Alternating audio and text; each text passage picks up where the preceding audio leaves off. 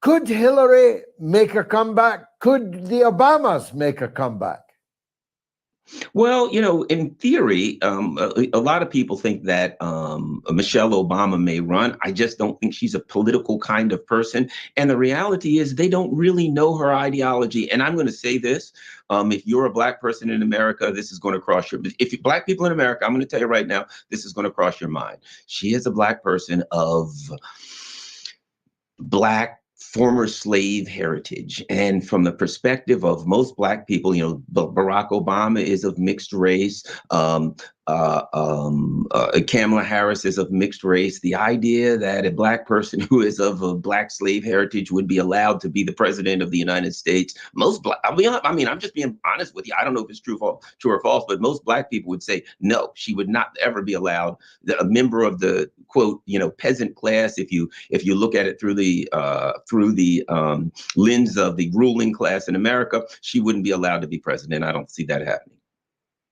Now, finally, Garland, and I'm grateful for you joining us. Where lies the security apparatus now that they have been exposed so thoroughly in the Twitter files? It's true that these files are not on mainstream television and they're not on the front pages of mainstream newspapers, but the entire political class has now read them.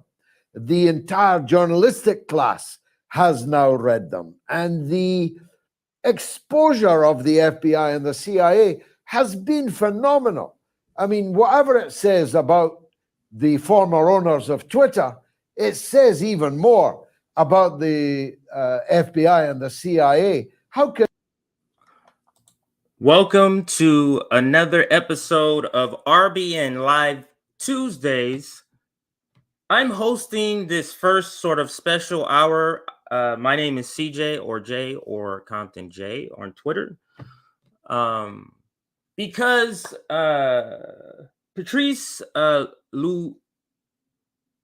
Lumumba, this is an anniversary on when he was assassinated by firing squad. So wanted to do just a little bit on him before we get to the regular RBN Live. And since I can't do it after, just did it before the regular roundtable gets here. So, and what we'll do is we'll cut that about Lumumba. We'll cut that and probably make it a I Am the Revolution. Yeah, making an I Am Revolution series as a clip, and we'll upload it so it's there. But I think it's important that we at least cover that. But covering him, this great revolutionary of the Congo, covering him won't take up this entire hour. So I will cover one of the Jimmy Dore videos that Nick is in, because Nick appeared on Jimmy last night. There's two so far. I don't know if he's going to cut another one, but there's two clips I've seen so far, one 10 minutes, one 17 minutes. I'll save the 17-minute when the full roundtable is here. And then I'll do the shorter one to kind of fill in the space before we get to the I Am the Revolution part of this segment. So, Garland Nixon appeared on MOATS and with George Galloway, and there was a couple of things I wanted to kind of just quickly cover what he said. Let me go back to, I think it's 5:30 or something like that. Let's try it. Actually 4:10, 5:10. Let's try here. All right, so let's listen to the question and his answer here. Years old. But another part of the Democrats are spooked by the idea of President Kamala Harris, and they lack any alternative. It's Biden or it's Harris. Which do you think will win out of those factions? Well, for starters, regarding the ultimate outcome, I don't think it could matter because I don't see how either of them at this point could could win. Joe Biden certainly couldn't do very well in a debate right now, and his record speaks for itself, shall we say. Kamala Harris talks to everyone. What does everybody think? Garland is straight, not even not holding any punches with this critique. I mean, I'm not saying it's not accurate. I'm just saying it's like like he couldn't hold his own in a debate. And I think I would say I agree. After they pump him whatever medication they do to give him the ability to talk in certain news conferences or give certain speeches, that's not the same thing as interacting with a person where you have to react to what they're saying. So you can prepare as much you can for the topic, but of course the strategy on the other side would be this person doesn't have all their faculties, so let me go ahead and throw some outrageous shit out to try to throw them off. So that would not be good. So maybe there's rumblings in DC or in the Democratic establishment that Joe Biden, they want him to back out, but he's saying he wants to do it. So, but let's continue to listen to Garland. One, like she's talking to an elementary school class, boys and girls, the big countries attack the little countries, and we don't, she talks in such an infantile manner that it's pretty much, horrifying to the average voter. So I don't think she can win.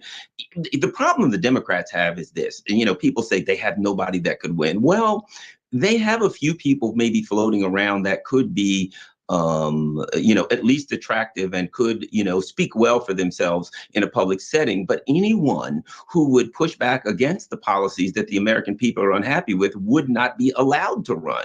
So the only thing they can run is some iteration of Joe Biden or some iteration of Joe Biden. No one, look at Bernie Sanders, who was a compromise and who now we realize is really just mildly center left. Look what they did to stop him.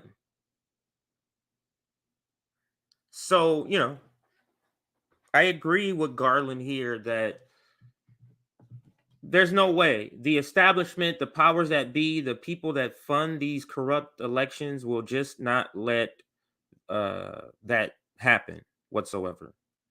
So yeah, I agree. Let's listen a little more and then we'll get into the Jimmy video. Kamala Harris, someone who's, like Joe or Nancy Pelosi, who seem to be somewhat out of it, or Kamala Harris, who is just going to, voice what as best she can, what she's told to say. The Democratic Party has painted themselves into a corner, completely and totally allied with the national security state and corporations. So they kind of put themselves in a hopeless position. The national security state and corporations.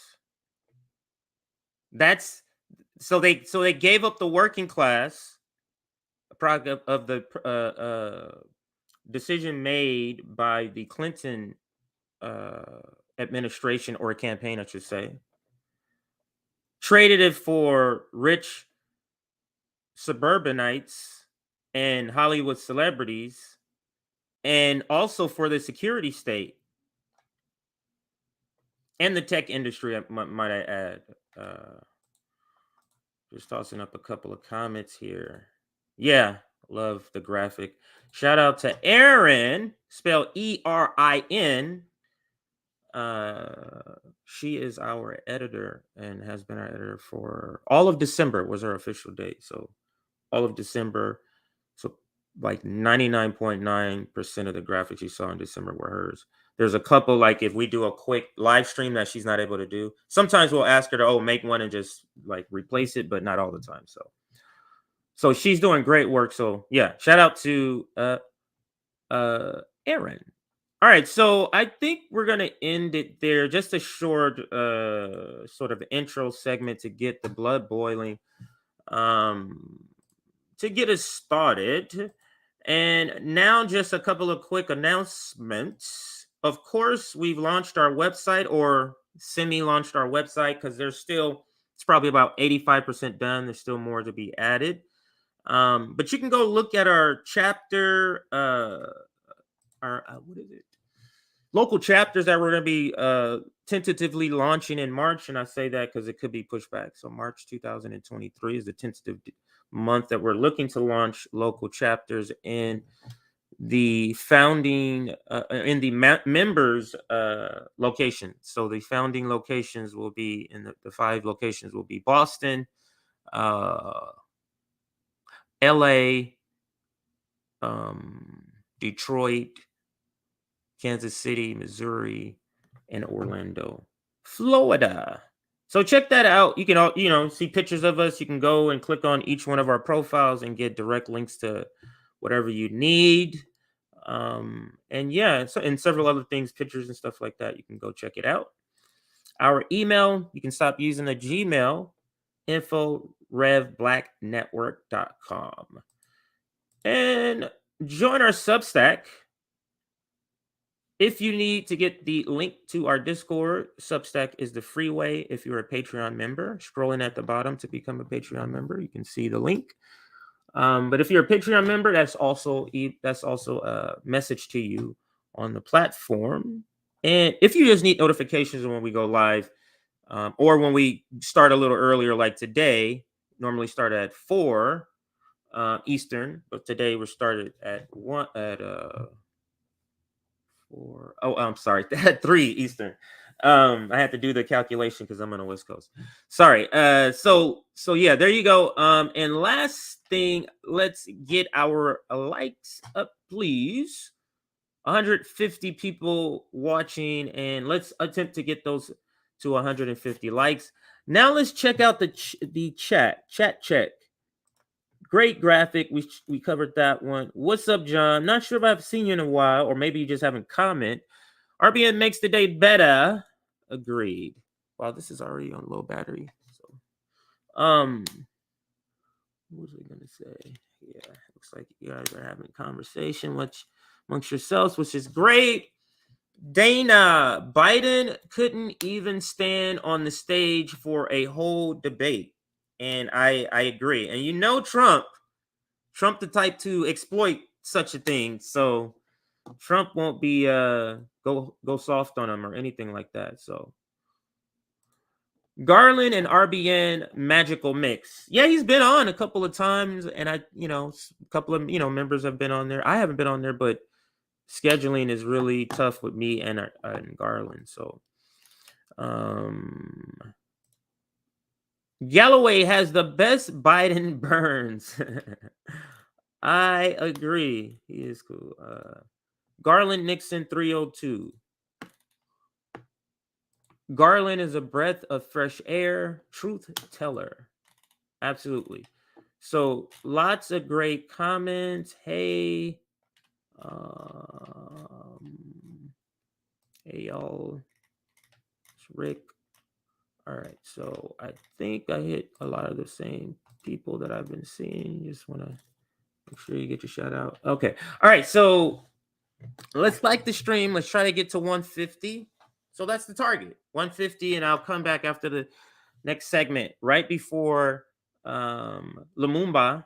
I pronounce his name sometimes incorrectly, but Lumumba, we're going to be covering him next after we cover one of the Jimmy videos. RBN goes on Jimmy, or Nick from RBN went on Jimmy last night, and there's a couple of clips. We're gonna check out one now just to fill the space before we get to the next segment, which we're gonna cut for I Am the Revolution. Happy Martin Luther King Day, everybody. How are you? That series here. So this is the video we're gonna check out. This is the shorter one because we have a little bit less time. So we're gonna hop on this. Let me see here. We're gonna say RBN on Jimmy Dore. Now, let's get into it. And one last call for liking the video. 150 is the target. And let's get into this first video where RBN goes on to Jimmy Dore. Make sure I have the right one. Okay. hope you're enjoying. This is a holiday sponsored by the government that killed the guy who the holiday's for. Isn't that funny? That's funny. That's fun. We're here with Nick Cruz is with us. He's a social critic, journalist, and commentator. He's also the co-host of the Revolutionary Blackout Network. Please welcome Nick Cruz. Hey, Nick. What's popping, my friends, my family? I'm glad you invited me on today because I like this MLK stuff that comes from the warmongering liberals. It drives me crazy. You got Joe Biden, Jim Crow Joe, one of the most anti-black politicians in the modern era, tweeting about MLK. This day always drive me crazy, Jimmy. So it always does. Yeah, I was just going to ask you, how does the black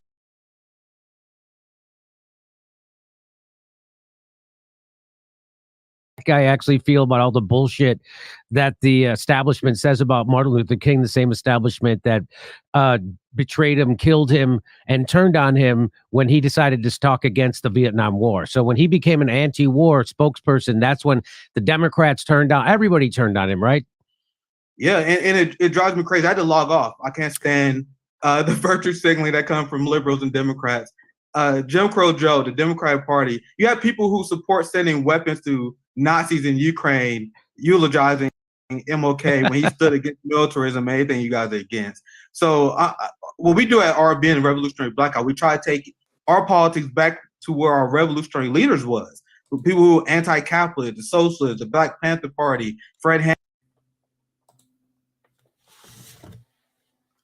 Lumumba, we're going to be covering him. He's one of those revolutionary leaders that I would list here. Also, my apologies, I had to duck out real quick and change headsets. Somehow that other one wasn't a charge. So I'm gonna just rewind it back maybe 30 seconds because while I was switching the headset, he said something that I do want to comment on. So let's take it back just a little bit here. When he became an anti-war spokesperson, that's when the Democrats turned on, everybody turned on him, right? Yeah, and it drives me crazy. I had to log off. I can't stand the virtue signaling that comes from liberals and Democrats.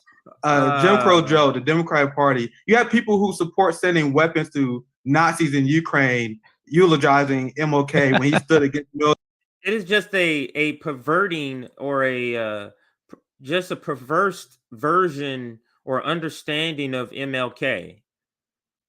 It's so bizarre to see these people who's fine with Ukraine funding. And I mean, part of it is because his legacy, his history has been whitewashed, like heavily whitewashed, to just as I Have a Dream, where people don't even know that he's a socialist, where people don't even know he was anti-capitalist, that he was anti-militarism, that he was about to bring all different races together when he was murdered. So about the Poor People's Campaign that he was about to launch. Same thing with Fred Hampton, and I said this in his, we have a video actually that discussed this if you want to check it out. Same thing with Fred Hampton. He began to organize with the Young Patriots. Then that's it.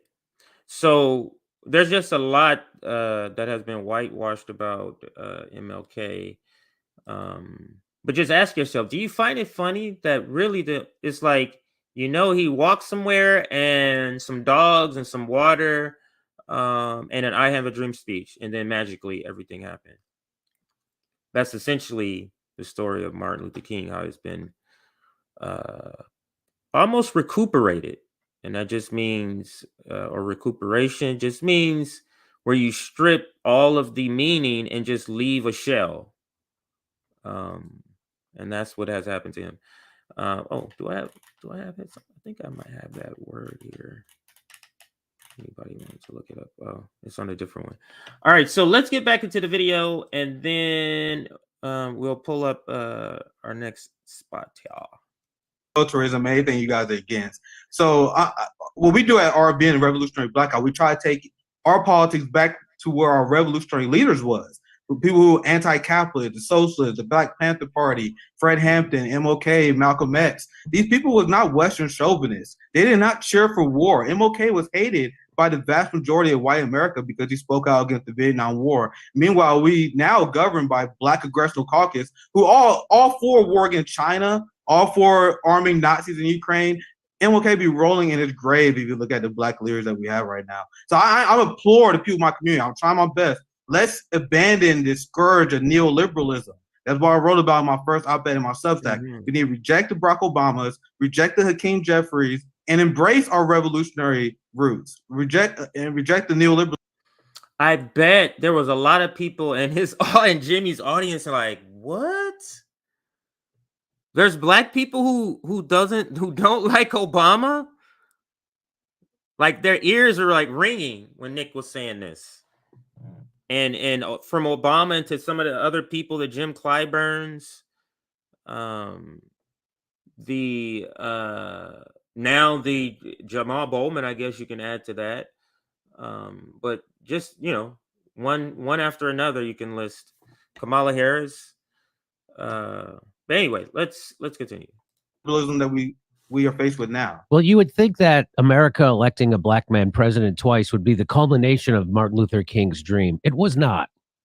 Absolutely, it was not. It was that was kabuki theater, because Barack Obama did not represent. Well, I don't know if I can say this because I'm white, but he didn't help out the Black community. Blacks got poor under him. That's why I'm loud. That's why I'm loud about it, because if you or anyone, I've seen it. Like whenever the white allies and comrades call out Barack Obama and Jim Clyburn, they called a racist. So the liberal mind, they can't handle it when revolutionary blackout, young Black people are calling out Barack Obama, which you see more of.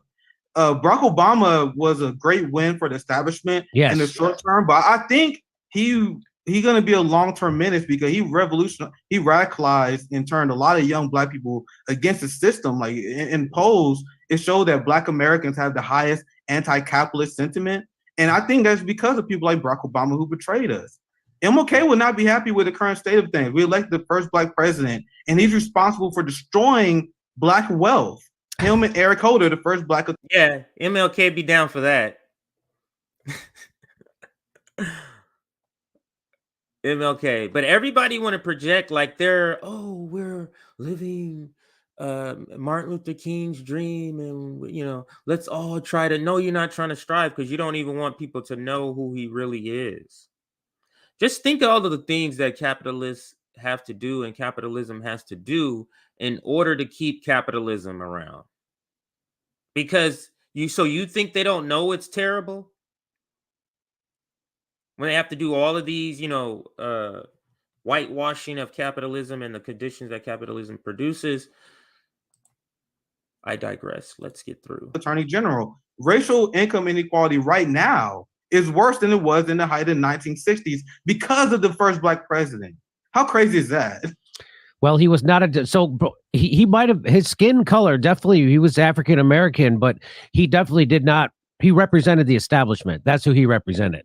Yeah, and I think it's important for us to call those people out because the establishment learned a new trick where they have the Kareem James Pierre, the Lloyd Austin, and they have Black people, they put them in a position of power, and they are neocons. So, Jimmy, I see what you're saying, but I don't separate that Blackness because it's a long.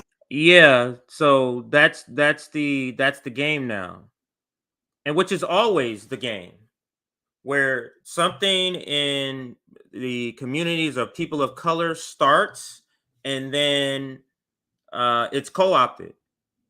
Black Lives Matter, and this, and so let me let it play a little more. Standing tradition of Black people selling us out, selling out the global working class in order to climb this imperial capitalist system. So it's something that we have to acknowledge. It's not new. That was, and this is the reason why I wanted to play this, because he gives a little history lesson here, how this is not new. And I'll rewind it to give it the whole scope and let it play here. So let's go.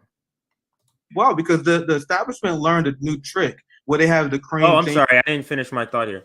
And he just reminded me. Establishment learned a new trick. The new trick is the identity politics. And I was saying how they co-opt everything. Woke has been being co-opted in the making right now. You can see woke being co-opted. So I don't know, what did he say? To call those people out because the establishment. Yes. So identity politics. I keep forgetting this point. Identity politics was something that started out good. And Nick explains this a lot better. But essentially, identity politics was to say, hey, the way that my politics is shaped is by how I grew up, the people in my community, conditions of my community. That was supposed to be what identity politics is. It's not what it is now. So it was co-opted to where now they just have the face, the skin color, the look of the person. It's just a shell with the same neoliberal brain rot or neocon brain rot for most. So that's the point I kept missing. So let's learn a new trick where they have the Kareem Jean-Pierre, the Lloyd Yes. Austin, and they have black people. They put them in a position of power, and they are neocons. So Jimmy, I see what you're saying, but I don't separate that blackness because it's a long-standing tradition of black people selling us out, selling out the global working class in order to climb this imperial capitalist system. So it's something that we have to acknowledge. It's not new. That were the slave traders when we had black people portrayed us back then. That the Uncle Ruckuses, that's the black slave the house hand that used to portray the field Negroes. They was more loyal to the master than us. These are this is not new. W.B. Du Bois wrote about this, the long-standing tradition of these black people selling us out. So and the liberals learned from that. So now they got all the black faces in high places now. And then they're like, oh look, we got Ketanji Brown Jackson. So we should be excited about the state of the black community because of that. And the RBN, we see through that,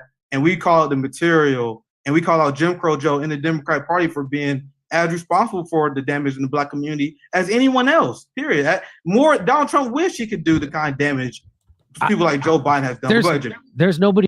And I'll cut it there for time. And, I do want you to go and patronize Jimmy Dore's over there. So in order to see the rest of it, you'll have to go view it over there. But thanks to Jimmy for allowing us to use that clip. And more response.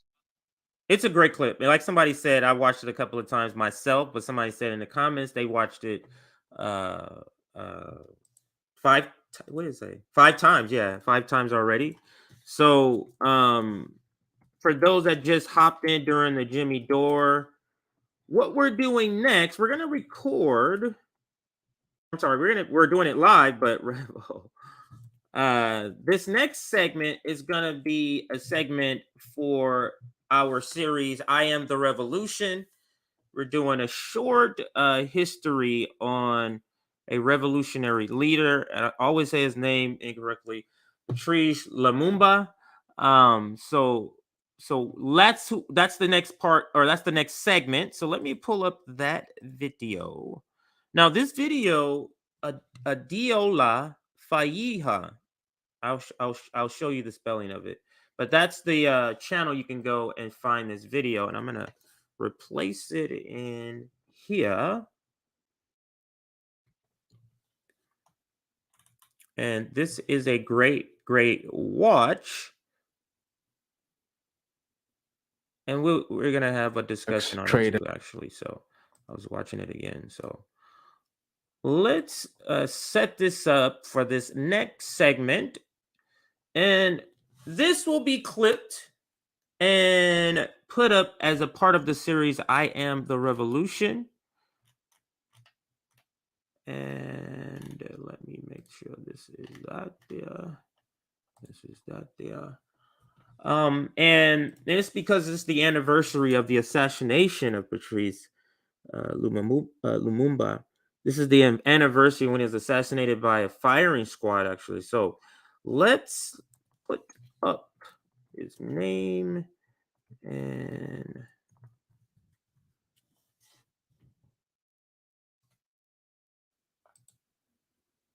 so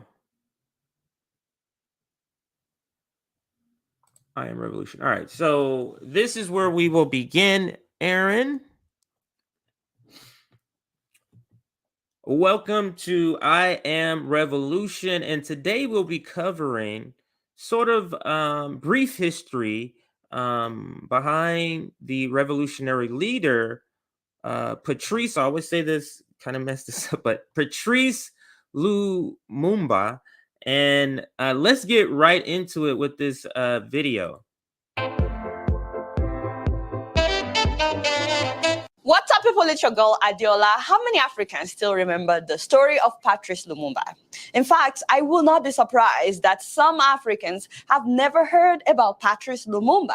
In this era where African schools don't really teach African history, I mean, we learn more about the Queen of England when I was growing up in school than what happened in our own history. And in case you're wondering why you should care about what happened to this man, well, this man, Patrice Lumumba, by the age of 35, had impacted a legacy that so many of our present-day leaders in Africa can only dream of. And he has inspired so many people. And even though he's dead, he's still inspiring people. Recently, the country of Belgium returned the only remnant of Lumumba, his gold tooth.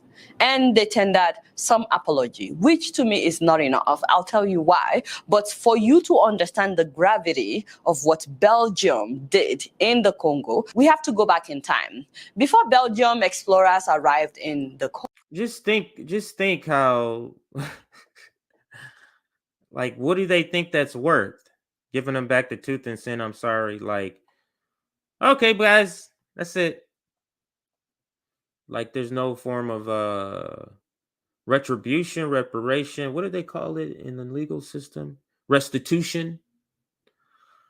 Congo, about 4 million Congolese people had been shipped out as slaves across the Atlantic Ocean to Brazil, to the US, and of course to the Caribbean. But in 1885, King Leopold II took over the country of Congo as his own personal property. That is something that I still cannot wrap my mind around. How anybody can decide that this new country, because of its natural resources and its beauty, is henceforth my personal property. How? That's the philosophy of white supremacy. Oh, we really need to talk about the Berlin Conference someday, when Africa was literally divided among colonialists as if Africa belonged to them. But even before then, even before the Berlin Conference, the US had recognized. So I'm gonna go back to that color-coded map so we can. I hope it doesn't skip. It's so slight. Okay, so I'm gonna have to play it a little bit and pause it. Literally divided among colonialists as if Africa belonged to them. But even before. Right here, my apologies. So this so if you can't see it too clearly, I'll just tell you what the colors mean. The colors is how it was separated by the colonialists. So like this orangey red area, I don't know, orangey, it looks orangey to me. British. So all of this here, British. Then here, French. This turquoisey, what is this? Turquoise greenish color. That's the French. This lighter blue, sky blue, baby blue, powder blue, that's Italy. This is kind of an orangey, but I don't know, orangey mango-y kind of color. That's Germany. So Germany here, Germany there. The yellow is Portuguese. The purple is Belgium. So this is what we're talking about now. And then is there any other ones that I missed here? I already said British. So British had a lot. But yeah, that's what they thought. Damn the people that live there. That's amazing. And so I echo what she says there. So let's continue. Then, even before the Berlin Conference, the US had recognized Belgium as the owner of the Congo. The country of Congo, by the way, is 77 times bigger than the country of Belgium. But because he had soldiers and they had guns, King Leopold, for 23 years, he unleashed the most brutal enslavement in Africa. King Leopold II forced the people of Congo to extract their own natural resources for him to build Belgium. They were not seen as human beings, by the way, the people of Congo. In fact, animals were treated better than them. At least 10 million Congolese people were massacred in the 23 years that King Leopold II was in charge of Congo. Many of them were flogged to death. And we're talking about in the 1800s, 10 million people. The population of Belgium today is 11 million, just to put it in perspective. Now, this is different from the millions of Congolese people whom he cut off their hands and their genitals, whom he starved, whom he held their children as ransom.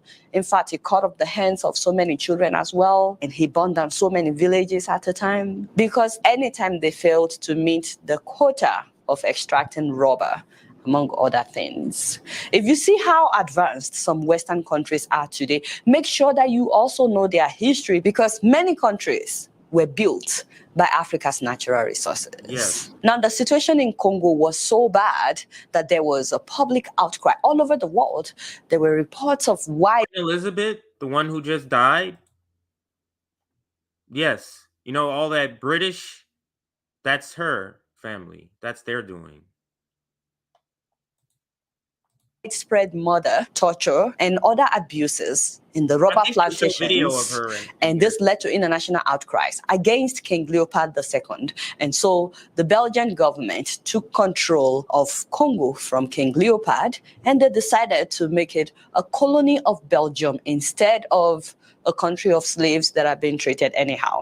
So in 1908, Congo became a colony of Belgium, which is also a sad joke because you can't even compare the two countries population-wise, not to talk about how big, how vast Congo is compared to Belgium. Like I said, Congo is 77 times bigger than the country of Belgium. 77 times bigger than the country of Belgium. But but the Congo is Belgium's colony. The audacity of white supremacy. And as of that time, if the history statistics was anything to go by, the population of Belgium was about 2 million, and the population of Congo as of that time was more than 9 million, according to Statistica.com. And that is despite the fact that for 23 years before that, about 10 million Congolese people had been killed. But then, of course, Belgium had guns and, they had the army. And though they were now a colony of Belgium, Belgium still treated them as less equal. Under Belgian rule, natives had virtually no political voice and had no rights to own land or travel around the country as they pleased. Although they could attend primary schools, the only other form of further education available to most natives was either in Catholic seminaries or the colonial army.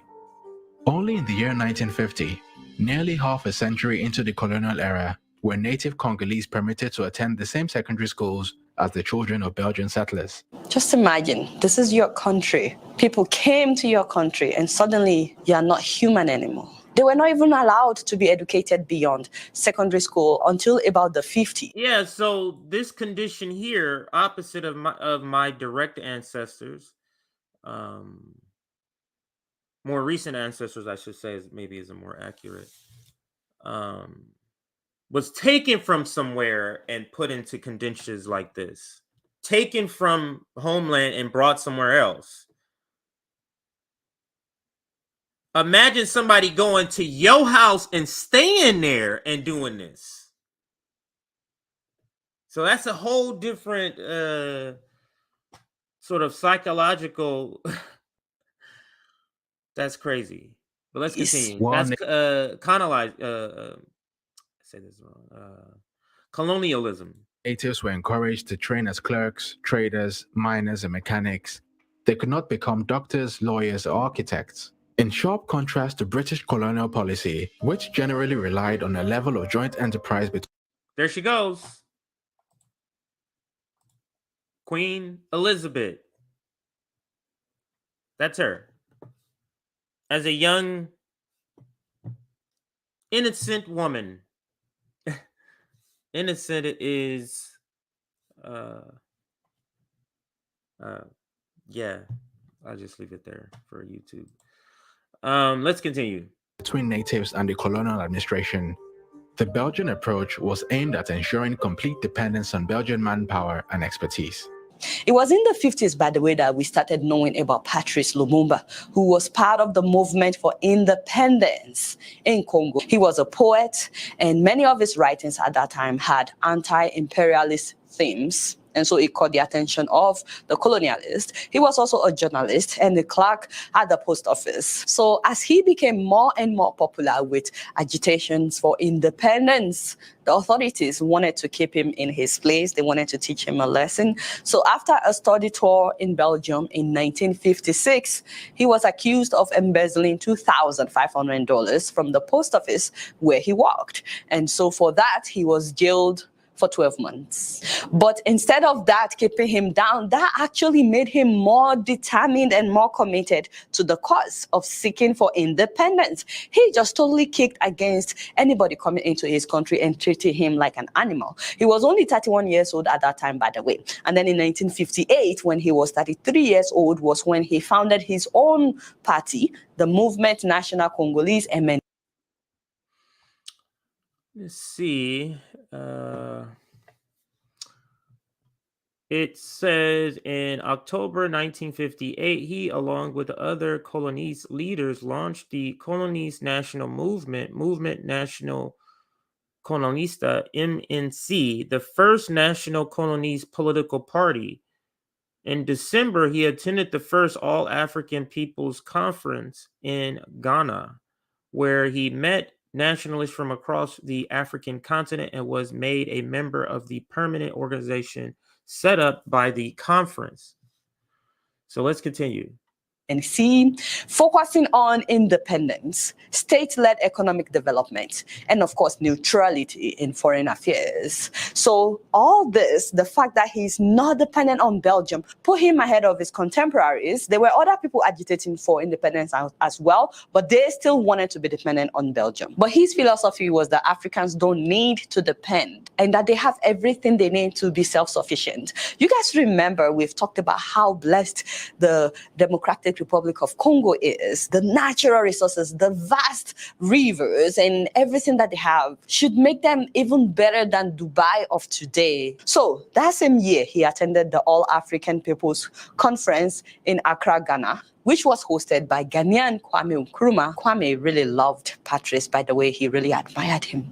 And this is where his speech in Ghana inspired a lot of Africans of like-minded. And then a year later, Lumumba was arrested for inciting an anti-colonial riot in Stanleyville, Congo. 30 people were killed that time. Inciting an anti-colonial riot. For inciting, this is where it's like fighting back against oppression, and in this case, colonialism. That's violence. Your response to my violence is violence. I'm just doing what I'm ordained to do by God, I guess. Like I say, the audacity of white supremacy. I think I spelled that right. Let's continue. And then he was sentenced to 6 months in prison. But let me start that over so we can hear that again, what he was sentenced for here. And this is where his speech in Ghana inspired a lot of Africans of like-minded. And then a year later, Lumumba was arrested for inciting an anti-colonial riot. And that's a speech. He gave a speech, and that speech inspired people to, hey, yeah, we need to do a movement. We need to do our thing. And yeah. In Stanleyville, Congo. 30 people were killed that time. And then he was sentenced to 6 months in prison. But you know, despite Lumumba being in prison, his party, the MNC, won a majority in the December local elections in the Congo. And as a result of strong pressure from delegates who are upset by Lumumba's trial, he was released and allowed to attend the Brussels conference, where it was decided that Congo would finally and formally become an independent country by June of that year, June 30th of 1960. And then on June 30th, 1960, Patrice became the first prime minister of Congo. And he gave a speech that the world did not forget. Les insultes, les coups que nous devions subir matin, midi et soir, parce que nous étions des nègres. qui oubliera qu'à un noir, on disait tu, non certes comme à un ami, mais parce que les voix honorables étaient réservées aux seuls blancs. This man, at the age of 35, spoke without apology about how his people had been treated by Belgium. Nous avons connu que notre terre fut spoliée au nom des textes prétendument légaux qui ne faisaient que reconnaître les droits du plus fort. Nous avons connu que la loi n'était jamais la même, selon qu'il s'agissait d'un blanc ou d'un noir, accommodante pour les uns, cruelle, inhumaine pour les autres.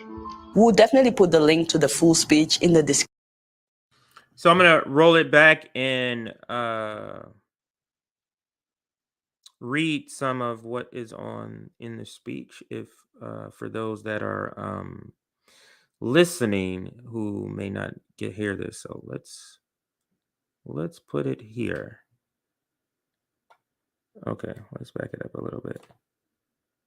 Said by Lumumba's trial, he was released and allowed to attend the Brussels conference, where it was decided that Congo would finally and formally become an independent country by June of that year, June 30th of 1960. And then on June 30th, 1960, Patrice became the first prime minister of Congo. And he gave a speech that the world did not forget. Les insultes. We were subject to contempt, insults, and blows that were endured mornings, noon, and night. That we endured morning, noon, and night because we are Negroes. Les coups que nous devions subir matin, midi et soir, parce que nous étions des nègres. Qui oubliera qu'à un noir.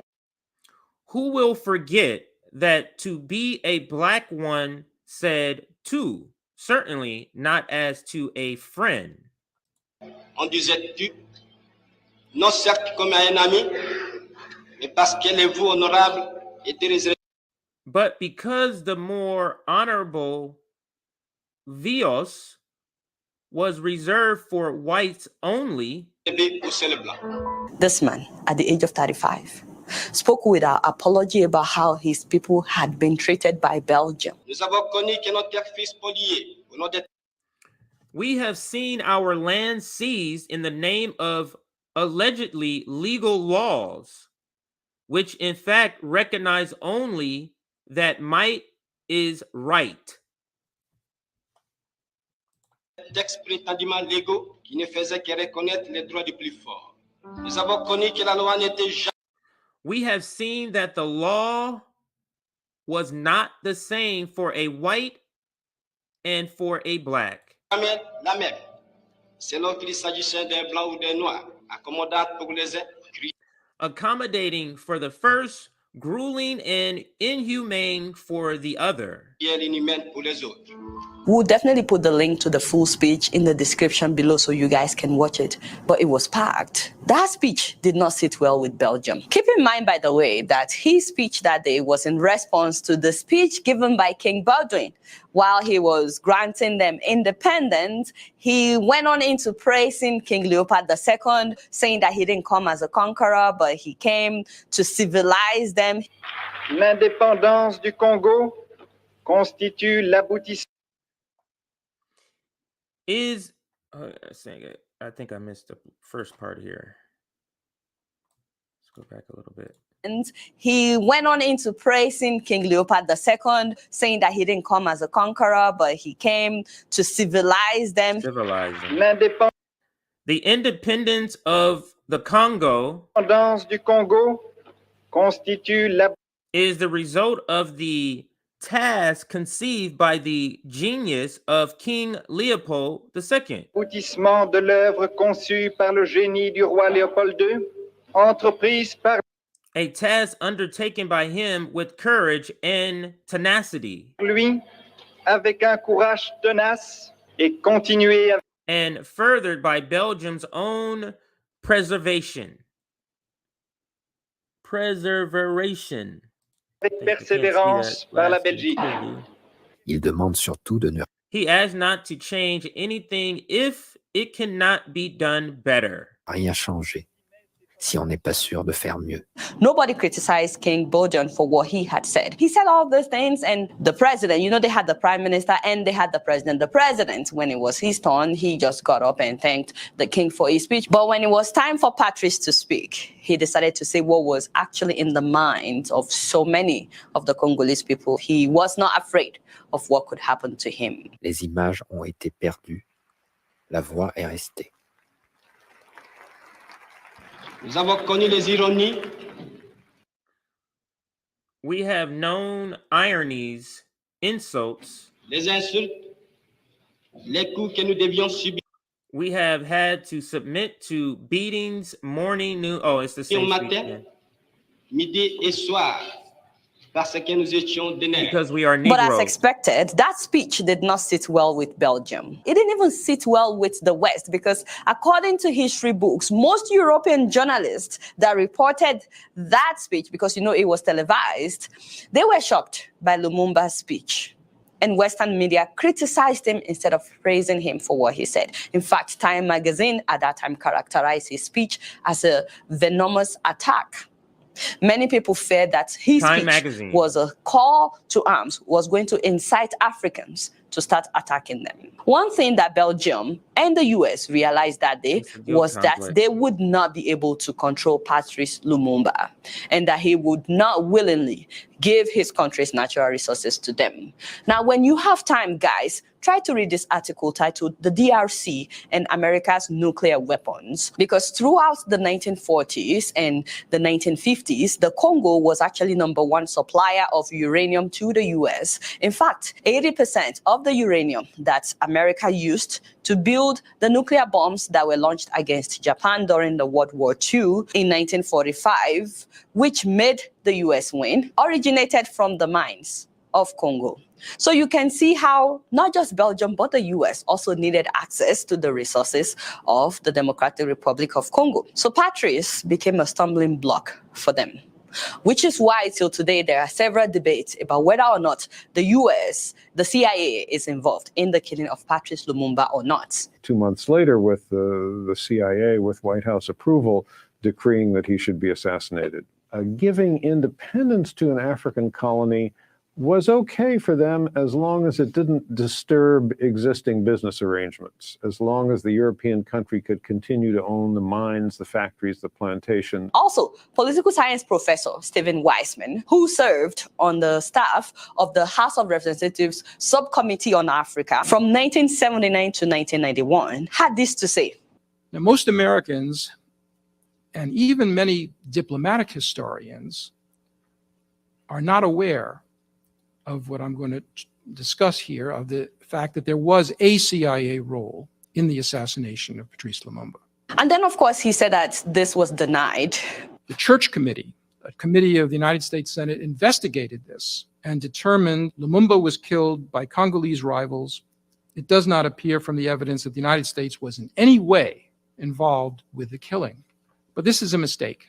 The CIA station chief, Larry Devlin, participated along with the Belgian officials and Congolese on the CIA payroll in the decision to transfer Lumumba to this secessionist state of Katanga. Also keep in mind that Democracy Now! In 2011 interviewed a former CIA agent who had this to say about what happened. CIA had developed a program to assassinate Lumumba. The operation didn't work. They didn't follow through on it. It was to give poison to Lumumba.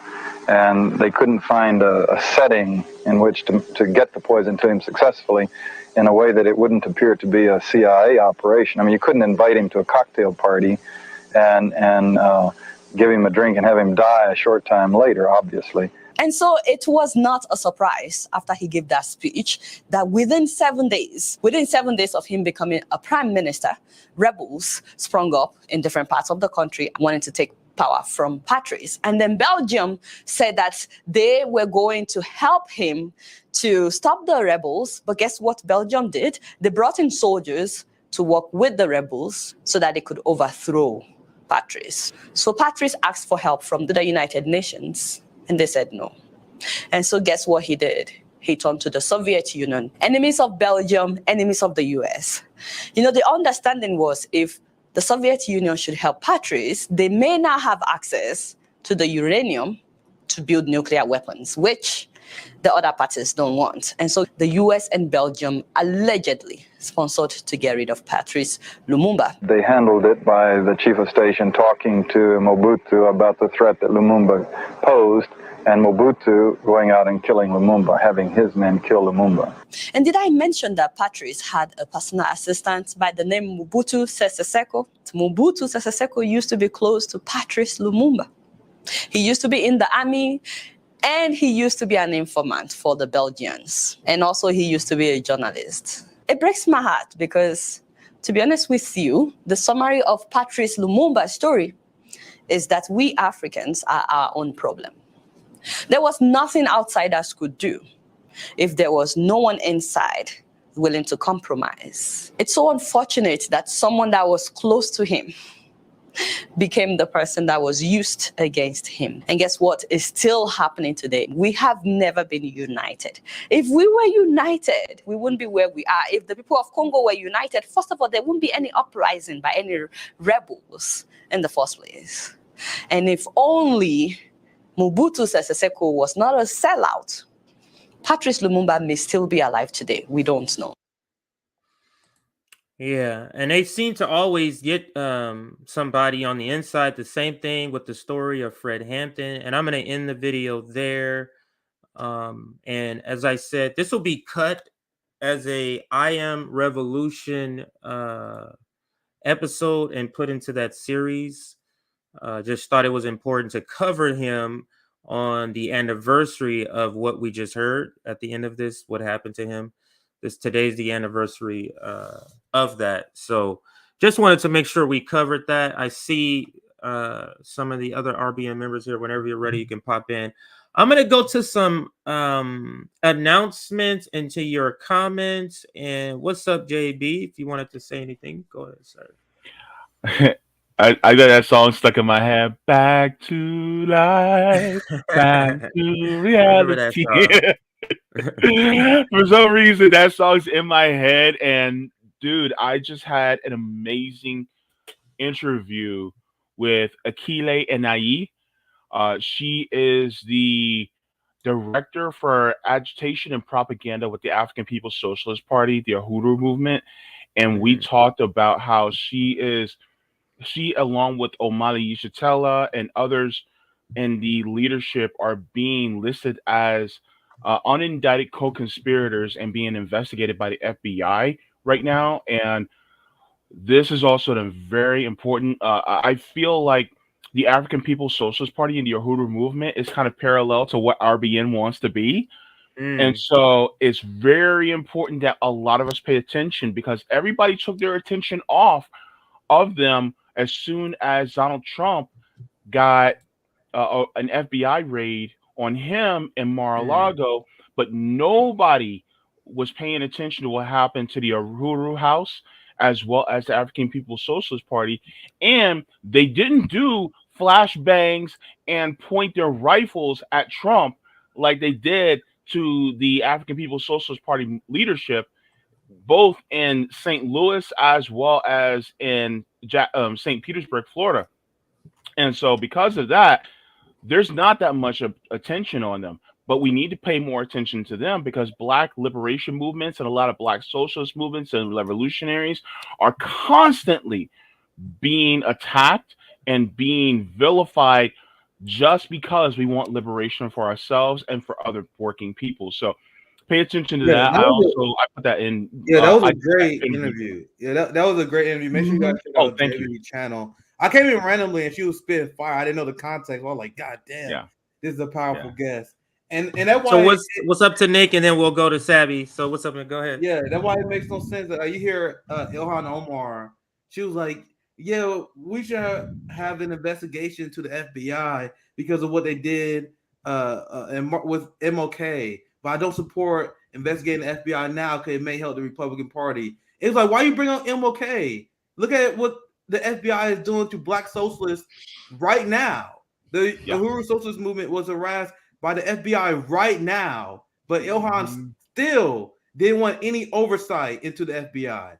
If you disagree with the Republican point of view and you believe they are being biased, you can state that and say, let's investigate the FBI for what they did to our black socialist brothers and sisters.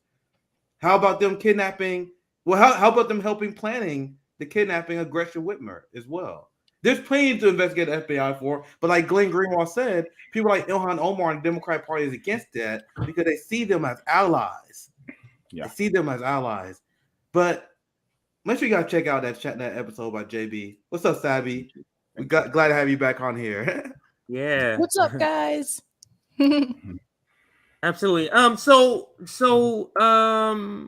We have a slightly different format. I don't think you were here, Nick, for it, but everybody kind of only, do their own segments. So I don't know who wants to go first, Sabby or JB, but if you want to set up your stories that you're going to do first, since I've already done like 3 stories, we'll start with one of you to do a story. I have announcements, so you have time to set up. I'm not, just throwing you out there. I can do after JB and Sabby.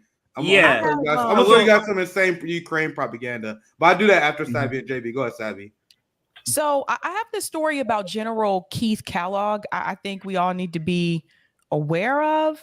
So Anya actually tweeted this out. So I'm going to go ahead and share my screen. This is crazy. Like we've been talking about the Russia and Ukraine war, and we've also talked about escalation with China, what the United States government has been trying to do. And I want to show this from Anya. Let me make sure I got okay. So Anya, she tweeted this out and it says, retired General Keith Kellogg appears to tell Fox News the U.S. should be willing to risk nuclear war with China in order to defend Taiwan. So I'm going to go ahead and play this clip here. Here we go.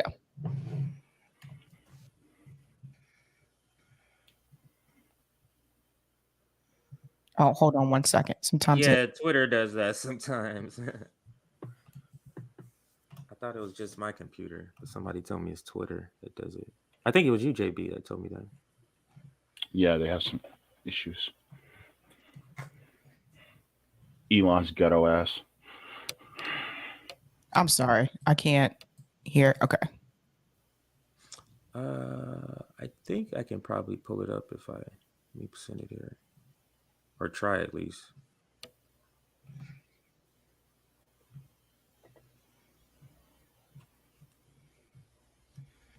Oh, Sabby, we don't hear anything. I'm sorry if you thought we heard. You can't hear it? No, we couldn't hear anything. Sorry. Oh, it's probably because let me share it a different way. Sorry. I think I know why.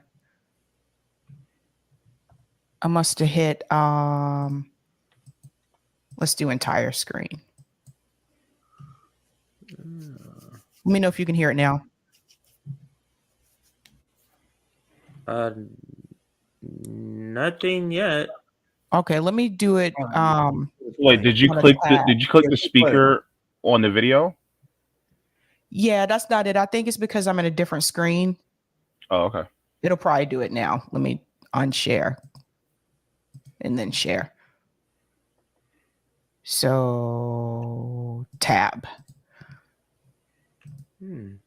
Okay. So she said, retired General Keith Kellogg appears to tell Fox News the U.S. should be willing to risk nuclear war with China in order to defend Taiwan. And it says, is there any way to interpret this statement? So let's see. There we go. Yeah. He's banking on the fact within the next 2 years that he's got a president that will not react strongly. He'll talk a big game, but nothing's going to happen. And once you get that nuclear arsenal going, it's the same thing. It's exactly the same reason why we're not pushing back against the Russians. Well, they've got a nuclear arsenal. So do the Chinese. We have to take the risk is a province of war.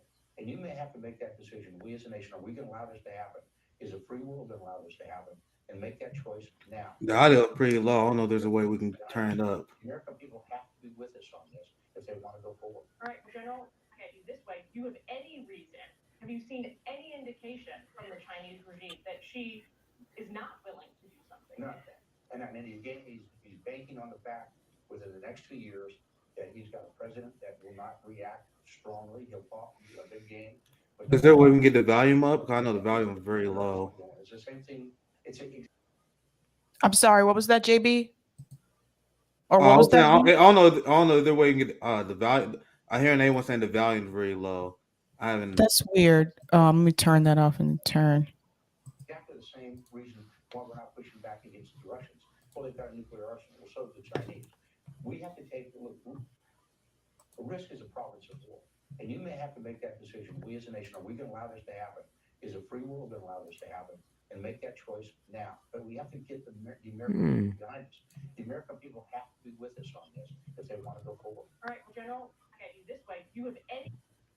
So basically what he was saying is that the American people really have to be on board with going to a nuclear war with China. And so he actually responded to Anya and he said, yes, it means that, let me tell you what she said here first. Okay, so she retweeted that. He said, yes, it means that a president must be bold and fearless and willing to consider all courses of action against any adversary, but it must be explained to the American people and they must be part of any action.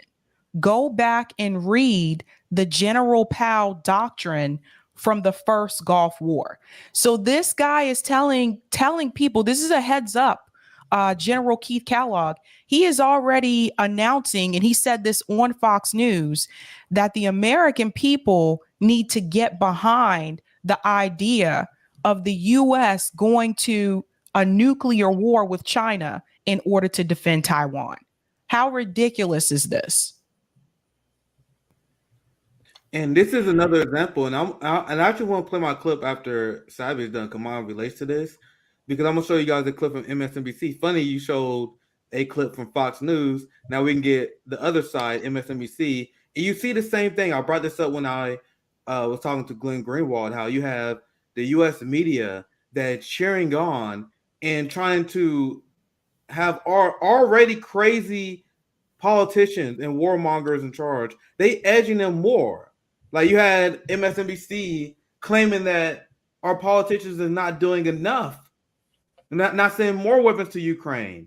In this segment that you share, Savvy, you have some retired general on Fox News essentially telling our politicians to be even more unhinged. Like, and not like whenever the politicians are not pro-war enough for the weapon industry, they'll have their goons that is sponsored on news stations like Fox News and MSNBC and say, oh my God, Joe Biden has been soft on China, right? Joe Biden not sending enough weapons to Ukraine. Even though that publicly the United States has said they don't want a nuclear war, you got people in the media said, why don't we edge on the nuclear war? Do you guys see the media's role in egging on and pushing the politicians to become more militaristic? As bad as our politicians already are, the media in our country, they are the biggest war hawks, the biggest cheerleaders for war. But I think, too, what people have to understand, just a reminder, the U.S. has already escalated these tensions because let's go back to when Nancy Pelosi went to Taiwan. Like she knew what she was doing when she did that. She was choosing the side. So the U.S. government has already escalated those tensions, and he's actually calling for an all-out war, which is insane. It would be insane for us to go to war with China, especially at this point in time. Look, we already have one conflict with Russia and Ukraine. We're already sending billions and billions of dollars out the door to Ukraine. And now he's already talking about we need to get ready for another a type of war, a nuclear war, he says. Yeah. So in retrospect, when he said this, the only way that you can get the American people on board is through a massive propaganda campaign. But in order for you to do that, in order to get people on board, you would need an event to happen that would make the American people get on board. Why were we in the Middle East? Because there was a major event that forced people to get on board propaganda-wise that we saw. I'm not saying that it was in a propaganda event, but like one so I think somebody was in the cabinet member, I think for President Bush. It might have been Donald Rumsfeld, who said, "Never let a crisis go to waste." Yeah. Donald Rumsfeld was actually saying that about 9/11. So therefore, they used that as a cudgel to get us into the war in Iraq, the war in Afghanistan, the war in Syria, the war in Libya. They're trying to get and do things to Iran. Right now, we're in a proxy war with Ukraine. These are really due to a crisis over 20 years ago that they did not let go to waste. And because of this, they're now going to try to get us on board to go to war with China because, and the United States, people don't want to do this. But in order to do that, they have to drum up some type of fervor to make us go, oh, no, they mess with us. We got to go. We got to go. Yeah, So it's just like. Yeah, Not we to need mention- critical. Go ahead, Fabi. Go ahead, Fabi. Not to mention, you already have some Americans that are still angry at China because of the pandemic. So this is something we had to deal with like a year ago, where there were students on campus, Asian students on campus, that were being violently attacked because of the pandemic. So you already have that sentiment among some Americans. So they're going to try to find something else to get everybody else on board. Watch. Yeah, and you have Democrats who complain about the rise of anti-Asian hate crimes as they constantly fearmonger and spread anti-Chinese propaganda through their airwaves, and they think they have no effect on people. Like I see liberals all the time on social media, on Twitter, that sound just like hardcore neocons when it comes to China. Yeah.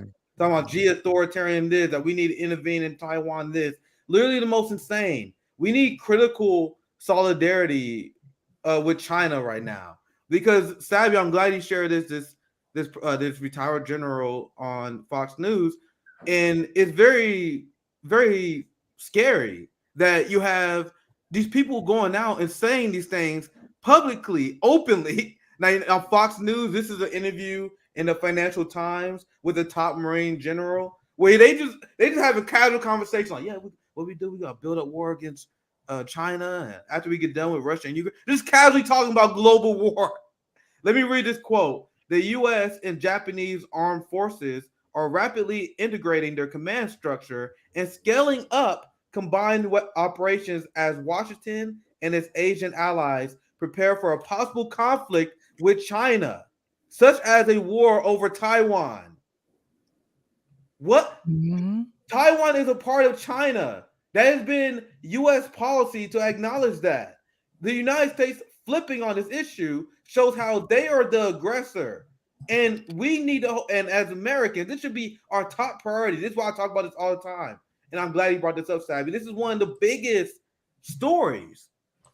In Japan, I always got to say this. I had to remind them, who dropped the nuke on you? They are literally a colony of the United States, still occupied by the United States. Their global geopolitical politics is dominated and suggested by the United States, and they treat China like it's the U.S. You should be teaming up with China to take out the U.S. Mm-hmm. And the audacity, anyone who knows history, the audacity of Japan being aggressive against China after their crimes in World War II, after the rape of Nanping. Are you kidding me? Mm-hmm. And they're back now. The formerly imperial Japan is now rebuilding the military. I'll just read this headline. I'll pass back to you guys because it's kind of round the segment up because this new alliance is forming. Imperial Japan is back. Militaristic Germany is back. Nazi supporting Germany is back. Biden and Kishida to bolster U.S.-Japan alliance amid China's growing power. What is their crime, guys? What is the crime of China? They're growing. What? We're gonna wage war against this country because they're growing. Yeah. Go ahead, you know, Yeah. No, I just wanted to Go ahead, bring Julie. out the fact that, a lot of times people go, well, RBN, what is the solution? And one of the things that I have become privy to is that there's also some anti-war rallies that are emerging. One of them is being the Wage Against the War Machine rally that's happening in Washington, D.C. I think it's February 19th. Is it, Sabi? Yeah, it's President's Day weekend. I'll be there. It's a lot of people are going to be at that one. Yeah. So the part of that is if, people ask, well, what is one of the solutions? It is mass movements and getting out there to rallies like this.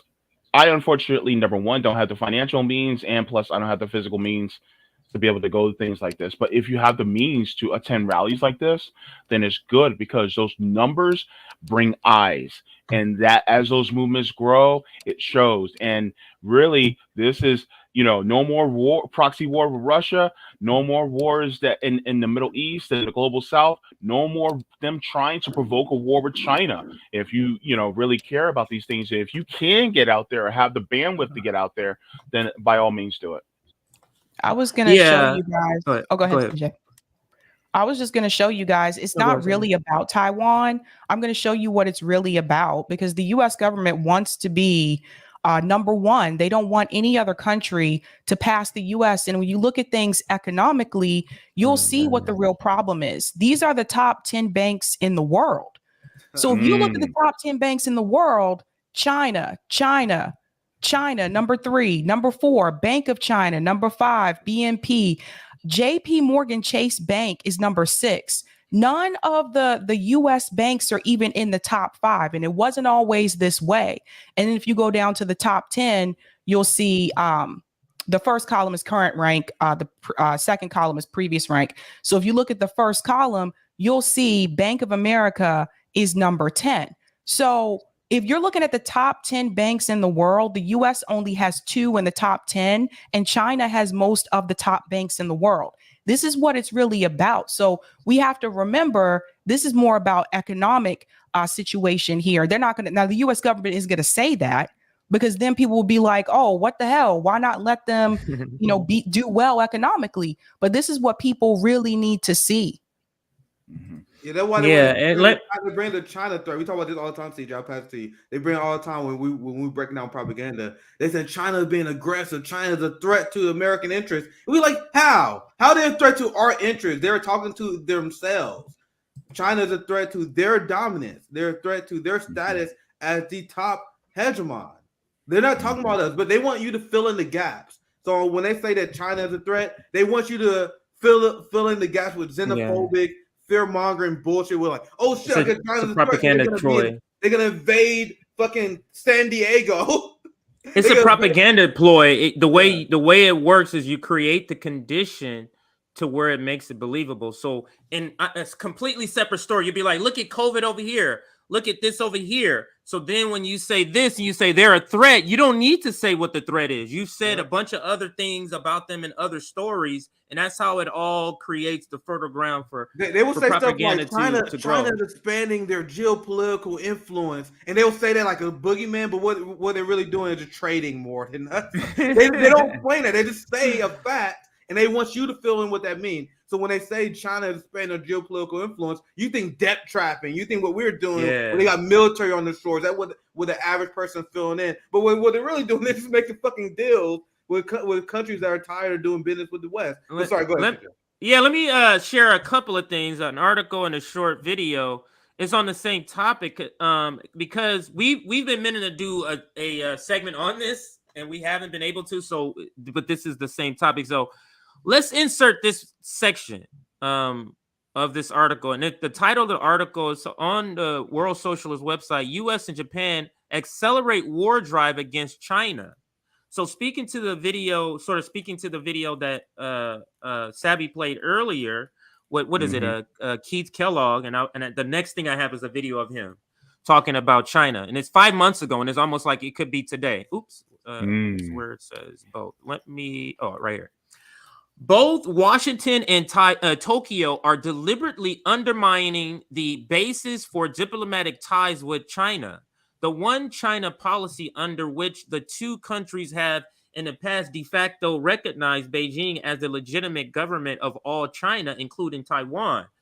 By boosting ties with Taipei, I think that's how you say it, yeah, Taipei, and thereby encouraging it to declare formal independence from China, the U.S. and Japan are goading Beijing to reassert its control of strategic island militarily. The U.S.-led war on Russia in Ukraine is the opening phase and preparation for the conflict against China, which American imperialism openly declares is the greatest threat to its global dominance. The accusation incessantly repeats that China undermines the international rules-based order. Whatever that means. Refers to the post, and I remember that conversation. Refers to the post-World War II order in which the U.S. dictates the rules. The U.S. is aiming to shore up its global position by securing control over the vast natural resources and labor reserve of Eurasia land mass. And it was another segment that we did a long time ago where they were talking about how hegemony or the top country is usually controls the Eurasia mass. And that's what that's where the United States is sort of targeting now. Now, let me show you the other thing I wanted to show you, which is a short video. Since you weren't able to hear, some people weren't able to hear Keith in the initial video, let's just hear, because in the first 40 seconds, he talks about how China is the greatest threat to the United States. Yeah, go ahead. Fox News contributor Keith Kellogg is former national security advisor for President Trump and Vice President Pence. Good to have you here. So I just want to read this to you, that they said, the foreign minister, that China has used the drills to prepare for this invasion of Taiwan. Do you think that's what they're doing? Hi, Dana, and thanks for having me this morning. The short answer is yes. Look, we look at China, and we should look at China as the greatest threat we faced in the last 50 years. When you look at China, come on, man, militarily led by a very authoritarian president and President Xi, and they've clearly got Taiwan in their crosshair. This is a crisis that's going to go over the next 2 years. I believe that President Xi believes this is an opportunity within the next 2 years to actually accomplish something with Taiwan, because I think he sees the president being weak when it comes to international relations and national security. So this is the Democrats is weak on China argument, and I'll let everybody chime in. We're going to watch most of this. I just wanted everybody to kind of hear him clearly, Keith, talk about how China is just this biggest threat. And this was 5 months ago. And like I said, this could have been a video today. Sabby, Nick, JB, go ahead, whoever. Look at this guy in the glasses in the suit. I'll pass it to you, JB. Gotta be real short here. Look at this guy in the glasses in the suit. He looks so professional, doesn't he? That guy is the most dangerous person walking the world right now. He's the biggest terrorist.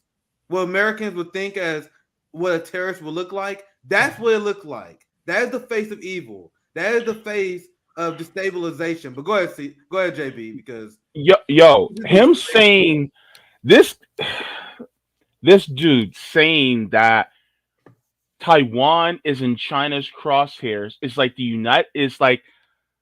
China saying that Alaska is in the United States crosshairs. Make that make sense. Make that make sense. Because here's the crazy part.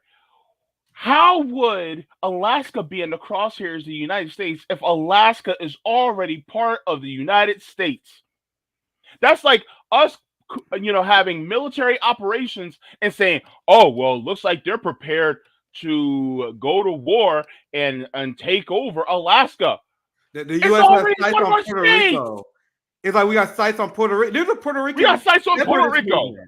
There's a Puerto Rican separatist movement that is not supported by no member of Congress. So it's the same thing. Imagine if they say, "Oh, China can easily say, oh my God, the United States is eyeing Puerto Rico." But go ahead, JB. No, but it's crazy. It's almost like, well, China could say, well, we need to liberate the Boricuas, right? Because they're being taken by, American imperialism, American colonialism. And to be honest with you, they will be well within their right because they can go to Puerto Rico and go, hey, look, the United States took you guys by force. Guess what? We're here to liberate you guys. And what really could the United States say in actual legal defense? Absolutely nothing. And so for them to go and say, well, we need to liberate Taiwan. Taiwan is already a part of China, and the United States has recognized that Taiwan is a part of China for years. And so now the United States is going to move the goalpost now, even though the United States has done way more imperialism than China could ever do. It's just wild. See, people need to start looking at things, looking at it from a perspective of from the outside, because people keep making concessions and conceding the United States position when the United States has actually been the aggressor for 150 years. And I want to have a conversation because this is what we have. We need to discuss what it means to be just anti-war versus being anti-imperialist. You guys see the imperialist agenda, the fight for the hegemon dominance by the US, NATO, and the West. There's so many of these white boutique leftists. These are the NATO leftists. They say, oh, I'm anti-war. Oh, I don't like violence. Oh, wow. Congratulations. Give him a medal. That's the easiest leg to stand on. Who isn't anti-war? People see war and I don't like that. It's easy to be anti-war. What's the difference between being anti-war and being anti-imperialist? Being anti-imperialist, living in the global hegemon, living in the U.S. empire, is resisting U.S. attempts to wage war against China, against Russia. We should be speaking out against this unhinged aggression against China and Taiwan and what they're doing in Ukraine. With the NATO left, they do the exact opposite. They are cowards. They are cowards. Being anti-war without being anti-imperialist means absolutely nothing. These people are like, oh my God, I hate war. I condemn Putin because he invaded Ukraine, but they send weapons to Taiwan. Bernie Sanders, every single coward in Congress did that. AOC did that as well. Pramila Jayapal, Rashida Tlaib, Ilhan Omar. They all voted to send weapons to Taiwan. They are not anti-imperialist. They are pro-imperialist because they're helping the U.S. and Western hegemon wage war against their enemies. On RBN, I stand in solidarity unapologetically with China because I am not supportive of the U.S. hostile actions against that state.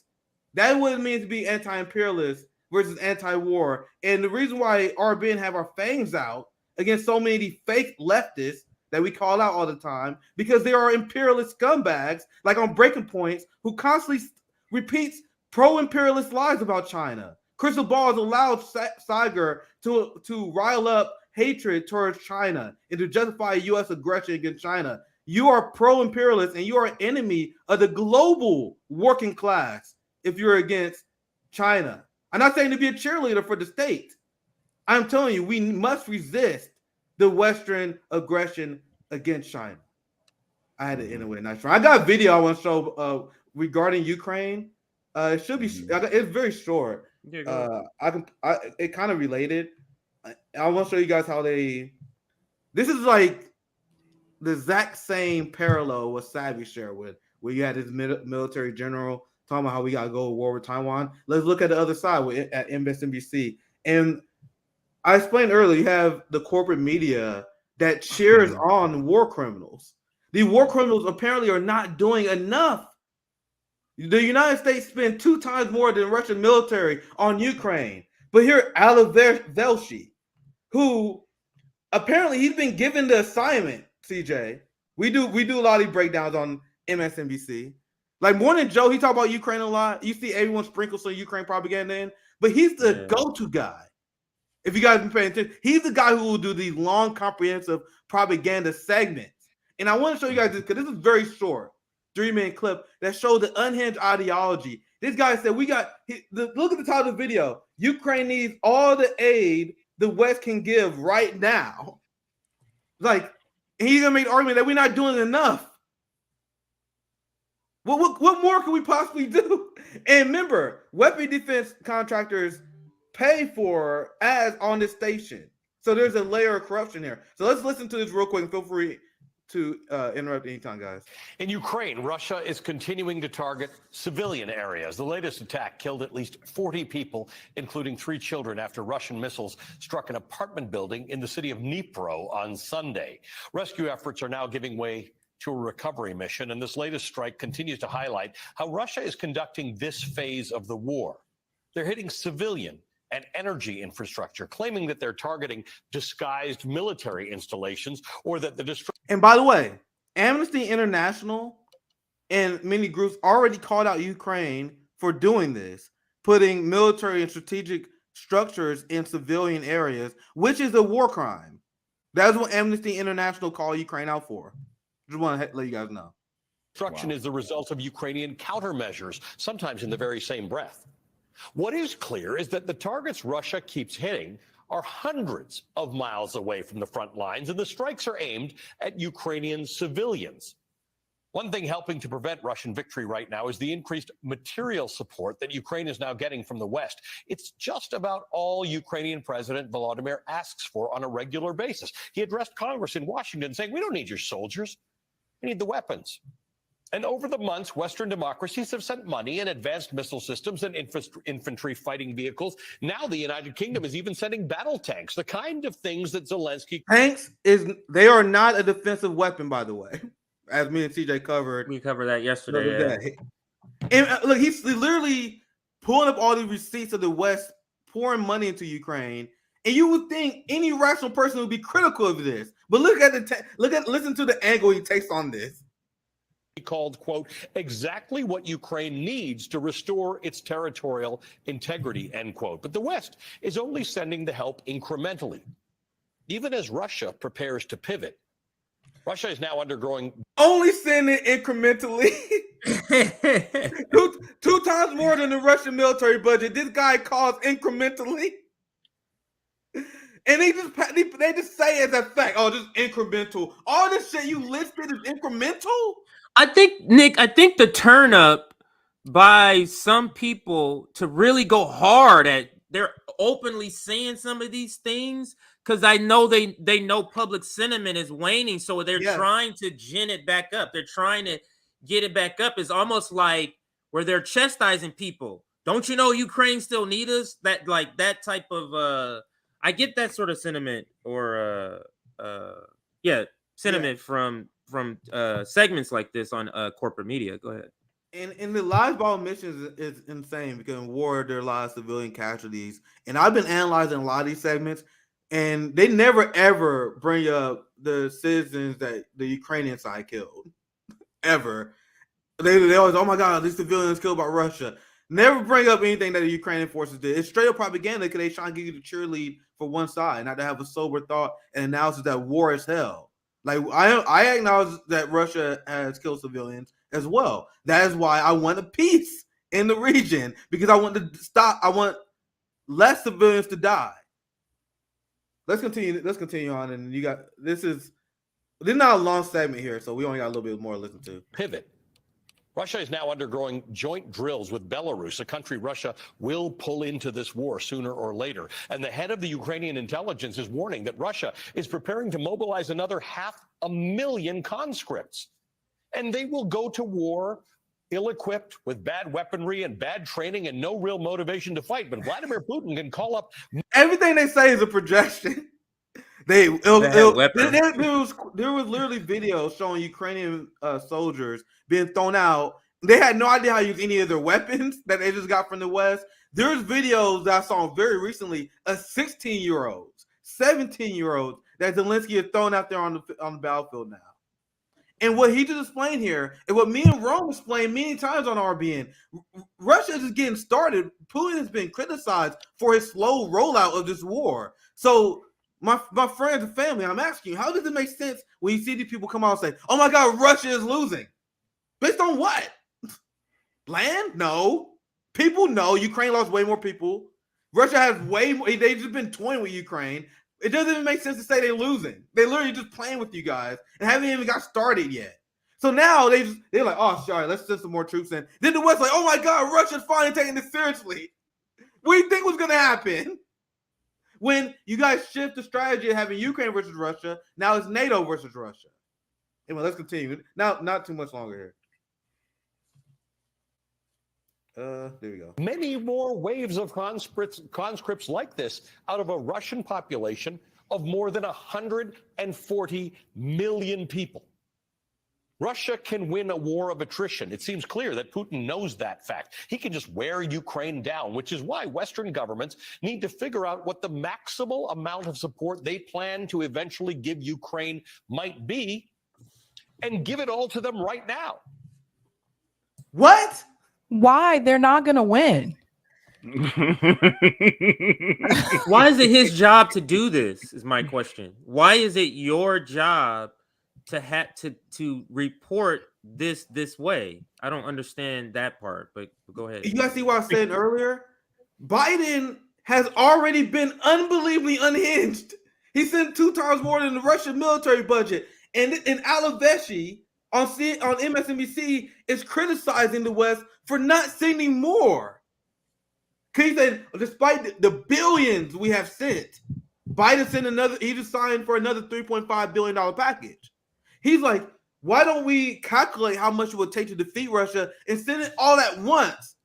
That would triple, quadruple military budgets of the entire European faction. Like, you guys understand, Germany already been tapped out. England complaining that they've been tapped out. They got to increase production to help Ukraine, and they're not even winning. And Alaveshi is like, send more right now. I won't play that part again because this is the real exclamation. Listen to this part again, and I'll get you back in there, JB. Listen to this. Yeah. There you go. Need to figure out what the maximal amount of support they plan to eventually give Ukraine might be and give it all to them right now. JB, go ahead. But give them millions. I'm sorry. Dr. Evil just said, give them millions. Yeah. Man, I wish I could have saw that. I can't really see anything. That's classic JB. But you gotta remember, Boeing, Raytheon advertise on MSNBC. Like Jimmy said, there's not ordinary corruption. Our country is the most advanced level of corruption. So we have weapon defense contractors that advertise on MSNBC. They directly profit from the weapon spending in Ukraine. So then they had their paid goon. And it is not an exaggeration to say that this guy get a check from Boeing. That's literally how he get paid. He get a check from weapon defense contractors to demand politicians to send them more money. Unbelievable. And guess what? Joe Biden and them listen. And because they listen, MSNBC come out and give Biden great coverage, soft coverage. You gotta see how this is way worse than state TV. It is way worse. I'll end the segment there. You guys have any other thoughts? JB want to chime in. Let me ask you this, Nick, CJ, Savvy. How about that tweet that I sent asking if it was a terrible idea that NATO existed? You had NAFO go after you. Yeah, is it NAFO? Is that how you say it? NAFO? Yeah. NAFO went after you. Yeah. Yo, 3,000 likes later. Now everybody's like, oh my gosh, are you kidding me right now? They're like, you're such an idiot. We need NATO. And one guy was like, name one country that NATO has infiltrated. And I want to go, my sweet summer child. It's amazing that regular people are coming out to say we are for NATO. It's amazing that I mean, you can convince people of anything. You can convince that. That's just that is just amazing. NAFO is like whenever you got NAFO that come after you, that's when you get your real anti-imperialist stripes on Twitter. It's like a badge of honor because no one believes they are real. No one believes, especially after the Twitter files. After what the Twitter files explained with Ukraine and how the Pentagon works with the social media. Like, no one believes NAFO is real. No one believes it. So whenever you have NAFO come after you, the only thing they're doing is boosting your shit in the algorithm. That's why you have shit ton of likes on your tweet. I cut one of my videos when I did about Zelensky, and that's the one they really captured me up. But that video ended up getting more than 2,000 likes, had a ton of views. Like, you guys only helped me. Like, being racial by a bunch of bots that don't exist means nothing. So consider that a badge of honor. You if you got their attention. Yeah. All right. I think we can do.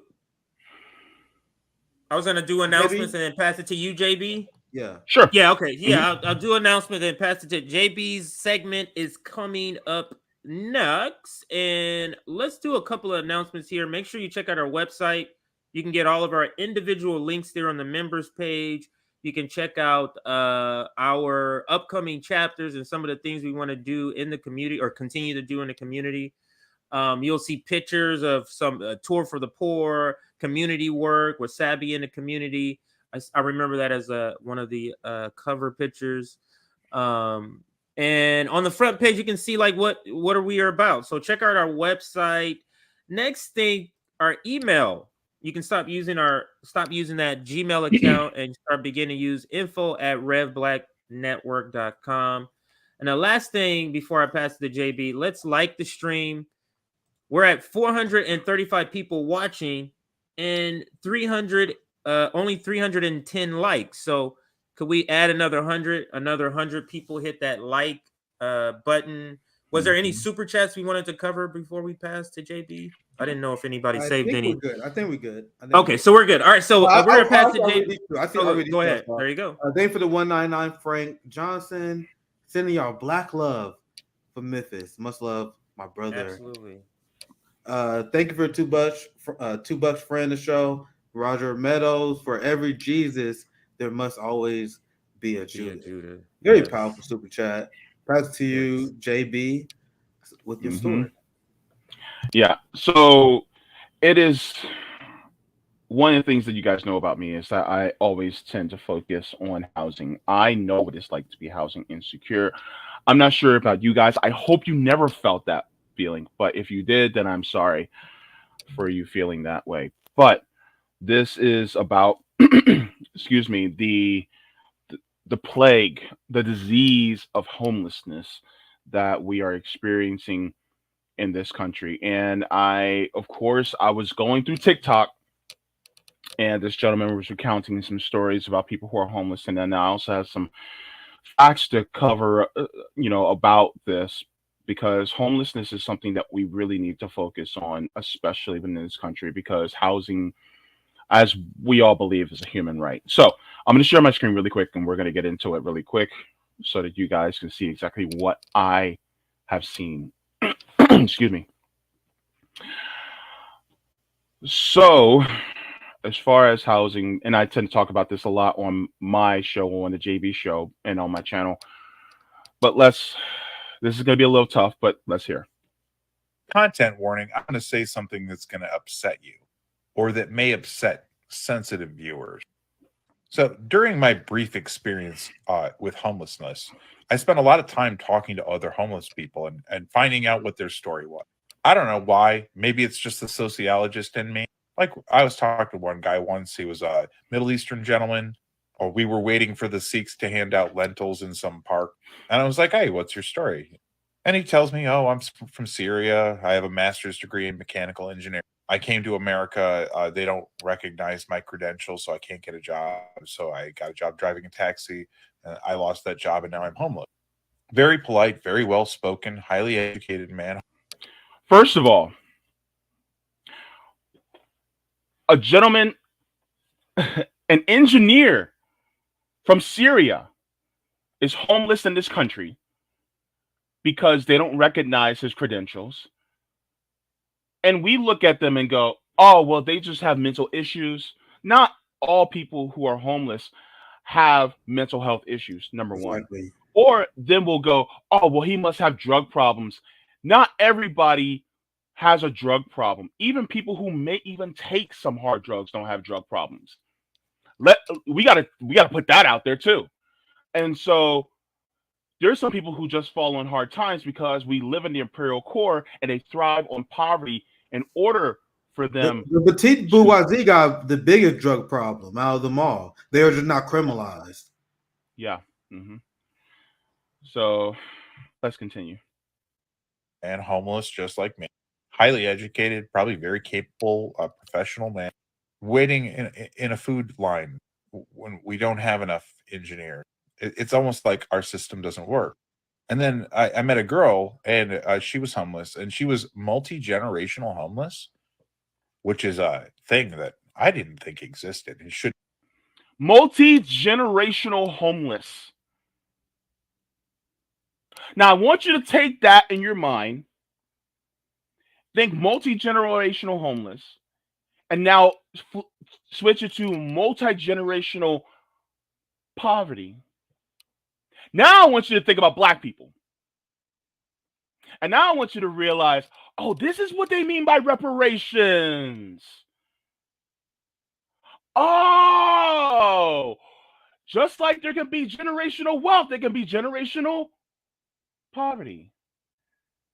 And this happened to a young lady. Guys, can you speak on that just for a second before I go forward? Yeah, I'm glad he covered this because me and CJ, we just did this because housing is one of the most important issues to cover if you are a friend of the working class, friend of the people. And it's a Black issue because despite us being 13% of the population, we are 40% of the homeless population. And this is and there have been a purposeful demonization by the capitalist class against the homeless. Where I'll show you guys how, like, the average right winger will speak about them, where they call them, oh, well, it's a choice. There are druggies. Like, literally, half of them work, and then another large percentage of them are disabled people and children. Yeah. So capitalism has rotted our brains on a spiritual level, on a moral level, on an intellectual level, to the point where people look at homeless people and their first reaction, instead of blaming the system, which it is the system's fault. We are the richest country, but we decided to sell off everything to landlords and real estate development companies that drove the cost of living up. Instead of blaming that, they attack homeless people as druggies or the deplorables and the others who deserve this lifestyle. So glad that Not to mention, like, some of those tech companies have laid off thousands and thousands of people within the past year. So it's not, don't find it to be uncommon if you find out someone is like a software engineer or they used to work at Google or Facebook or something like that, and they're homeless. Like, you'll see that in places like Seattle too. You'll see that in places like Boston too, because some of these tech companies, they overhired people. They grew too fast.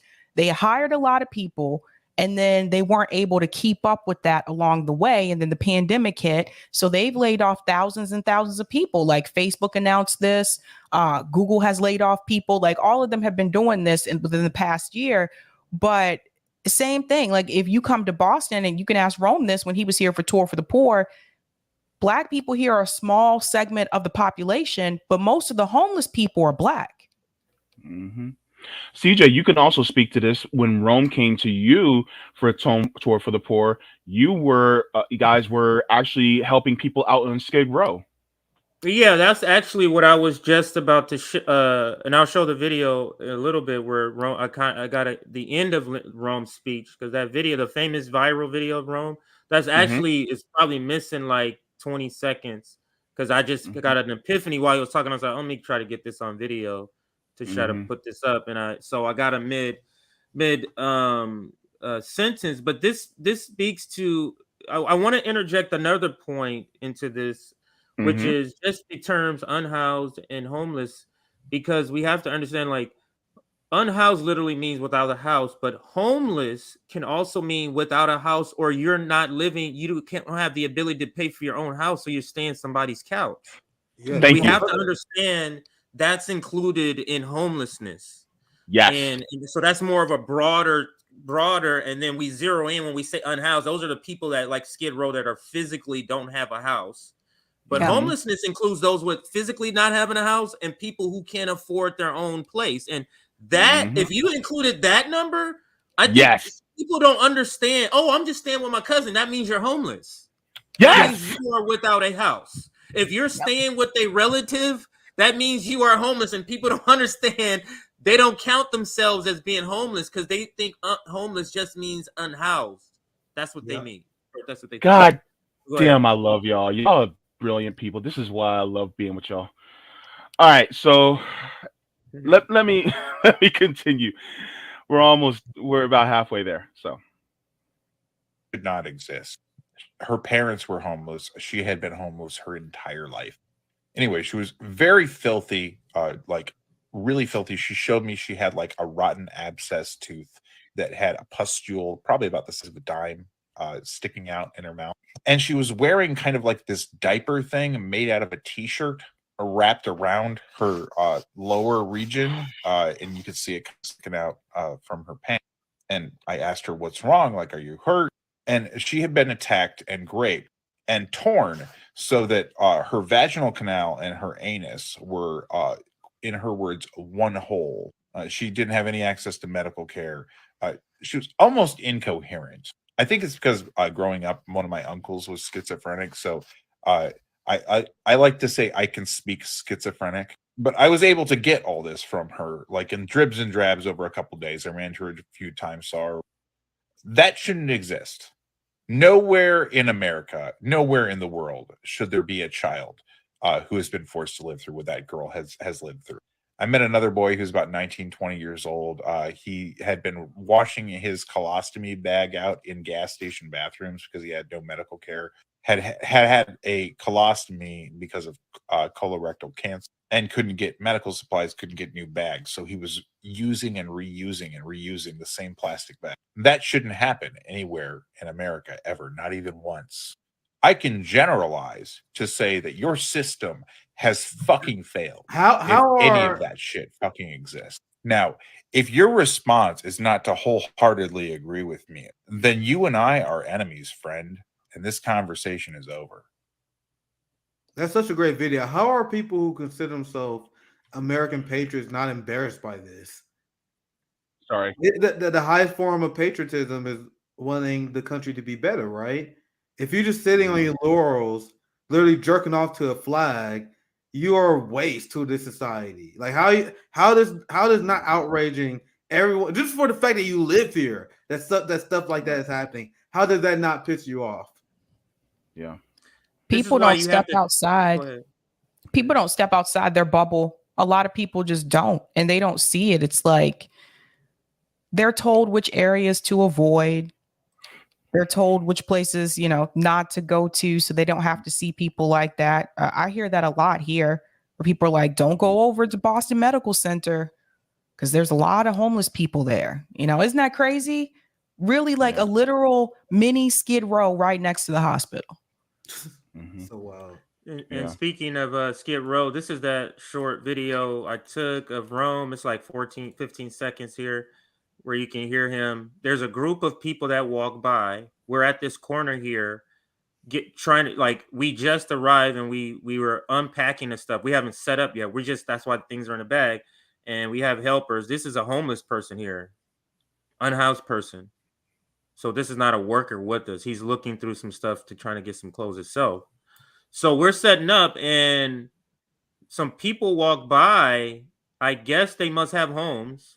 It was a group of yuppies. I call them yuppies. I don't know if that's an old word, but it looked like yuppies to me, about 5 people saying, and you can hear them talking. They're talking to each other, but clearly that one of the comments was made so loud that other people can hear. It's like, so he was clearly trying to make this comment so everybody can hear and basically saying, this is a choice to be down here. And this is just to piggyback off what I can't remember who just said this, but this is how they talk themselves into not doing that. I think it was Nick.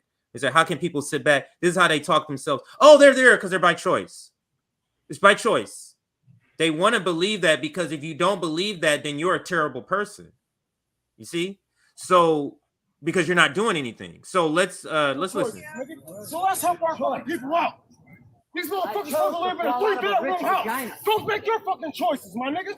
Don't come around talking about what the fuck these fucking people do with their time. Fuck, nigga.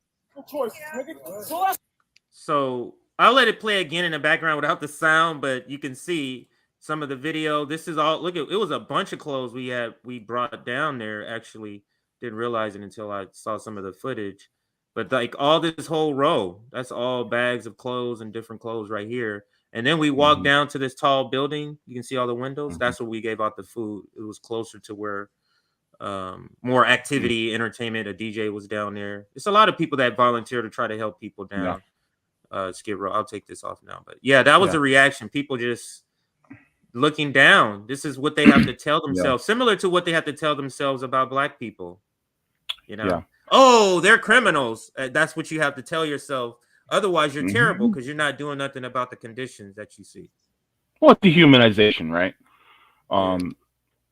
So there was actually an article that I wanted to share. This is from universityofchicago.edu.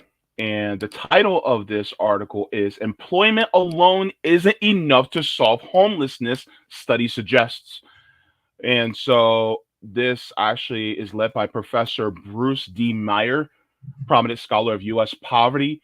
Research offers the highly accurate snapshot of those experiencing homelessness across the country and examines factors such as labor market attachment, geographic mobility, earnings, population characteristics, and safety net usage. I'm going straight to the key findings. The key findings that this analysis concludes: more than half of the sheltered homeless adult population under age 65 worked at some point in 2010, while a still substantial 40% of the unsheltered homeless population worked. This goes back to what Nick just said earlier. The vast majority of individuals who experience homelessness receive government benefits. Among adults under 65, 89% of those in homeless shelters and 78% of those unsheltered receive benefits from SNAP, food stamps, veterans benefits, housing assistance, Medicare or Medicaid at some point in 2010. Even after spells of homelessness end, financial circumstances for people who experience homelessness tend not to improve for an extended period of time, often for at least a decade. And every year between 2005 and 2015, less than half of adults under 65 experiencing sheltered homelessness in 2010 have more than $2,000 of annual earnings, and less than a quarter have more than $12,000 of annual earnings. I love how they say sheltered homelessness. That means your cousin that's sleeping on your couch, your sister, your brother that's sleeping on your couch, they're also part of that sheltered homeless population. Just to let y'all know. Individuals experiencing homelessness move across state lines very infrequently. 90% of sheltered homeless adults under 65 live in the same state in which they lived in the year previously, and 55% of sheltered homeless adults under 65 live in the same state in which they were born. Individuals who experience homelessness face relatively high rates of disability, like myself. Nearly 1/4 and 24% of sheltered homeless adults under age 65 report difficulty remember or making decisions, twice the rate among a comparison group of non-homeless individuals. I'll be sharing this also in the chat for you guys, but this is very telling, isn't it? Sabby, Nick, CJ? Yeah, absolutely. It just kind of springboards off the, kind of we've been discussing with, but just backing it up with the numbers, and it's astonishing. But it tells you that what Nick always referred to as a central model plan, they don't have one for people. Yeah, there is none. There's none that exists for structure. There's none that exists for infrastructure for us. It's just everything crumbling. They don't have anything planned for us. Go ahead, Nick. Yeah, this is the biggest sin of capitalism. And whenever I'm debating capitalism, this is the first thing I'm bring up. Like when I was on the Hill Rising, when I was asking them to explain Skid Row, that the first thing I brought up. That's what you do. If you debate a capitalist, have them explain the homelessness issue. That is one of the most core basic rights that society discovered centuries ago. You guys understand how we have gone backwards because of our central planning model? Societies before have been able to house their people, and that has been something that empires used to brag about. That we don't have homeless in our streets. They will use terms like we don't have the homeless making our streets look filthy. They used to brag about these Yeah. things. Old empires. It's disgusting, right? But that's what they used to say. They would brag about how clean their city is. They're talking about the fact that people live in homes. We went from that to now homeless, just a symptom of our disease, right? You see how capitalism is all about accepting meritocracy? Their planning model at the end of the day, by relying on capital to plan their society, leads to this massive homeless problem and a lot of waste. Look at all the empty homes. Look at BlackRock and all these giant landlords and real estate development companies that are buying property and driving up the cost of living, despite the fact that workers are not making more money. So this is the biggest stand of capitalism, and at RBN, we will never let them forget about it. Yeah. Can I answer before you go, Sabby? I want to just address this. P. Wayne Smith says living in a motel is homeless. If you're living someplace under duress and not by choice, then yes, you're homeless. Yes, including a motel. There's a lot of people who may even have the money to live someplace, but they don't have the credit in order to move someplace. They're still homeless. It's in the question. Motel, it doesn't say home. Yeah. It's in the question. It's but we can home. Yeah. So we can Sabby has another. We want to see if we can squeeze in your next segment, Sabby, before you have to take off. So the floor is yours, Sab. Okay.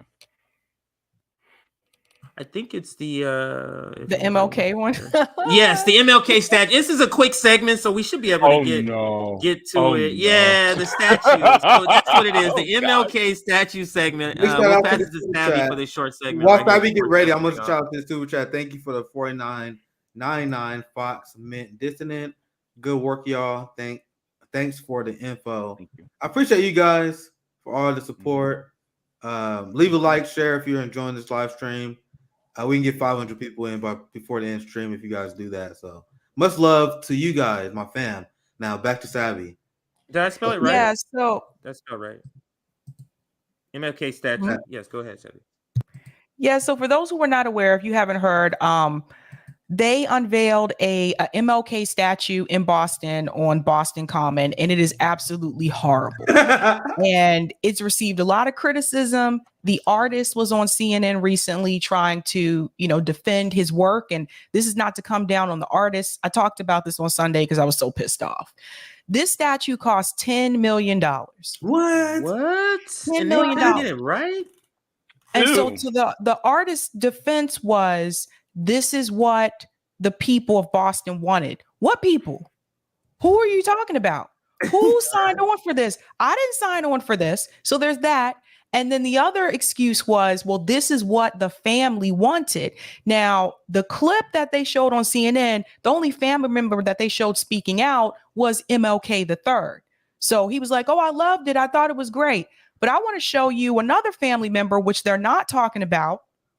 And I read this person's article on Sunday, because this is the family member that people, it's kind of like there's that one family member that people they ain't really talking about. Seneca Scott. So Seneca Scott is Coretta Scott King's cousin.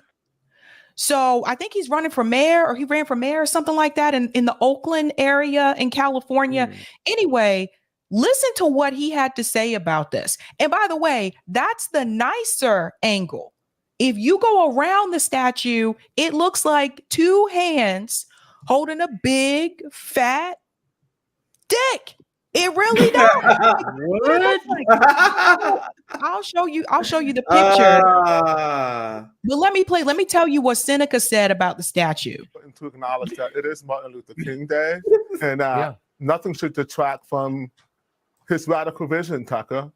And he was assassinated by the U.S. government. You've talked about JFK's assassination recently. Yep. This was in the same period. And he was assassinated right when he was escalating from talking about racial bigotry to class and in the war in Vietnam. I noticed. And my cousin picked up that mantle and proudly, and I'm a very proud member of the Scott family. So I was rather upset to see that statue, to be honest with you. Well, you make a good point that no one ever says out loud, but he had shifted to populist economics. I have no idea who killed Martin Luther King, but it's very obvious it was not James Earl Ray acting alone. He had 2 foreign passports. He was escaped from prison. The whole thing is ridiculous. Why is there no interest in that question? Well, I think that it's a big moment, and there's a lot of pressure when you spend $10 million on something. Okay, so that's that part. And then I want to show you, I'm going to show you the other angle because I was so mad about the statue that I was don't like, even no, we gotta. understand, Sabby. What is it supposed to be? Like, what are they saying it's doing? I can't tell where It's even the supposed- position of the hands or anything is. Like, I can't It's tell what it's supposed- supposed to be. Yeah, I couldn't either. It's It's so crazy. It's supposed to be the picture of MLK and Coretta Scott King hugging each other, but they didn't put their faces on it. So I'll play this clip here because I was so mad about this, man. I was so pissed. So what I said was 10 million spent on an MLK and Coretta Scott King statue, and most people have no idea what the statue is supposed to be. So I said, why not take that 10 million and invest in Black neighborhoods in Boston instead? So I'll play this because this kind of sums it up. It's a short clip. Here. Some people complain, well, that statue isn't great either. It has his face, though. Do you see the difference? I said, big difference here. DC statue versus Boston statue. And this is the picture that you see on the thumbnail. It says, I have a dream. And there's the MLK statue in DC. And then if you come down to the bottom left, it says, I have a nightmare. And then you see the Boston statue. And so this is what I'm saying. It doesn't matter what angle you are looking at this statue from. Right here, it looks like a big fat, you know what I'm about to say. And it's just, to me, you have to understand what MLK means to the city of Boston. MLK went to Boston University. If you go to BU, right outside of the theology school, they have a picture. They have one of those columns that says Boston University, and it has a picture of MLK, and it talks about the time that he spent at Boston University. They didn't even take the time to find an artist that could do a face. Let's just do the arms and the hands. Nobody knows what that is, bruh. Nobody knows. Now, this article was written yesterday. Let me tell you what Seneca Scott said. Let's get into it. The new Boston sculpture honoring Dr. Martin Luther King and his wife, Coretta Scott King, looks more like a pair of hands hugging a beefy penis. $10 million were wasted to create a masturbatory metal homage to my legendary family members, one of the all-time greatest American families. They actually spent $10 million on a statue that most people, based on the comments, have no idea what it is. They could have taken that $10 million and invested it in Black neighborhoods in Boston instead. Let's fix those schools in Roxbury and Dorchester so the kids don't have to hope and pray that they get a part of the educational lottery so that they can get on a bus and go to Newton and go to the good schools.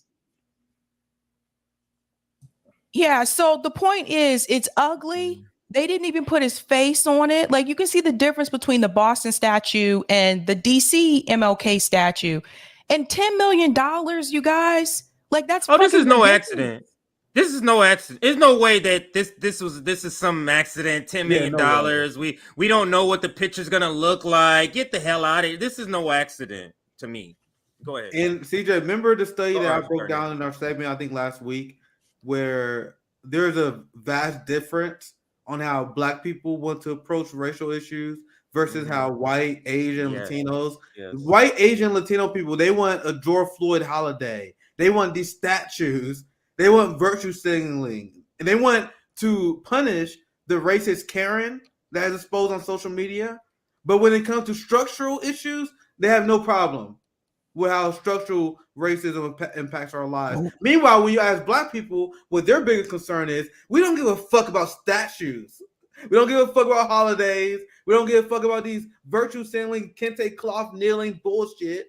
We want structural change. We want our debt owed in our pocket. We want the healing process to begin, which has never began. So that's what we want. We want structural change. We want what is ours. But everyone else, they want this stupid bullshit, and they can't even do that right. Well, they just started. They just started like a reparations task force in Boston, just like in they're going to California. They just started one. I'm like, but you just wasted $10 million. Like, why not put that money into those communities? Fix the schools, fix the damn schools. The kids shouldn't have to hope that they get approved and get into a charter school to get a decent education. The kids shouldn't have to hope that they win the educational lottery so that they can go to the schools in Newton and Weston to get a decent education. But you blew $10 million on a statue. That's ugly. And I'm sorry. The artist was on CNN again this morning and he was defending his work. And I get it because he's an artist. But that was $10 million that was wasted. That money should have been put into the Black communities here in Boston instead. And I felt like this is a disgrace. I don't understand how anyone, especially Black people here, I don't understand how you can applaud it. I mean, they just pretty much going, man, they spent 10 million and it's for him. So I'm just applauding. There's no way you can look at that and go, I would pick this. There's no way. Like, if you get a multiple choice, I would pick this to be like, I just simply don't know what it is. And like I said, this is no accident. These people have to be drugged to even have a Martin Luther King holiday. They don't even want to name it Martin Luther King holiday in Arizona and places like this. Yep. Like, this is no accident whatsoever. But Sabby, I know Sabby had to go. Did you want to do any closing remarks on the story or before you leave your upcoming episode or anything? Nope, just I'll be live tonight as usual, covering news stories. Tina Brown, who's Pashawn Brown's sister, her sister died while working at Amazon. She's coming back on tonight because there's an update in her case. So she'll be on first. And then other than that, like next week, I found out earlier, next week, Claire Daly's going to be coming on. So that's going to be a off time. So stay tuned for that. That's going to be a banger. Oh, that's going to be off time. That's why you have to get on Sabby's Substack. So make sure you check that out tonight so you can get her Substack so you can get when she's going to have that unannounced or irregular time slot. So, all right, Sab, you can take yourself out. Thank you. And everybody say bye to Sab. Too powerful. Bye. Yeah. So, I don't know. I mean, I have my story. We can do it. Or if you have a story, we can do that. After yours. I go after you, CJ. Yeah, mine is not. My second story. I have is a not shorter that, story. It's so really. We can end on my story. But go ahead. Yeah. Let me get my story prepared. But while I'm doing that, let's get our likes up. We have 462 people watching right now. So if let me see where the last time I checked, we were at 400. So hang on a second, everybody. Because I'm opening my other. Oh, we're at 410. Okay, so 40 more likes. Can we get 40 more people to hit that like button on our way to getting about 500 people here for these couple of segments? Make sure you check out our website and make sure you get on our Substack. Just like Sabby had her situation where she's going to have a regular time slot for a big guest. That happens with us all the time. So make sure you join our Substack for that. So now I'm sure both of you or maybe one of you have heard or seen the story of Pittsburgh police breaking the law in order to boost morale. So I'm glad you're doing this story because I have a police story that we can literally do back to back. Okay, it could be. Go ahead. So this is perfect. So let me share. Yeah, let me share my screen. I like to kind of talk about the story before I share my screen, just so people can have that feeling like you're having now. Just be like, what the hell? But look at this story here. Now I got multiple articles, so let me just pull up this one here, and I'll just read. Yeah. You wouldn't believe this. So this is the law and order people. These are the people that's supposed to be abiding by the law and watching people who are abiding by the law, but they're breaking the law for morale. This is serious. So their morale is down because people are seeing them for what they are. Essentially, that's essentially what's happening. People are seeing the police for what they are, and social media is not helping them in the PR department. So let's go ahead, Nick. I'm sorry. I think I got ahead of. I'm reading this now.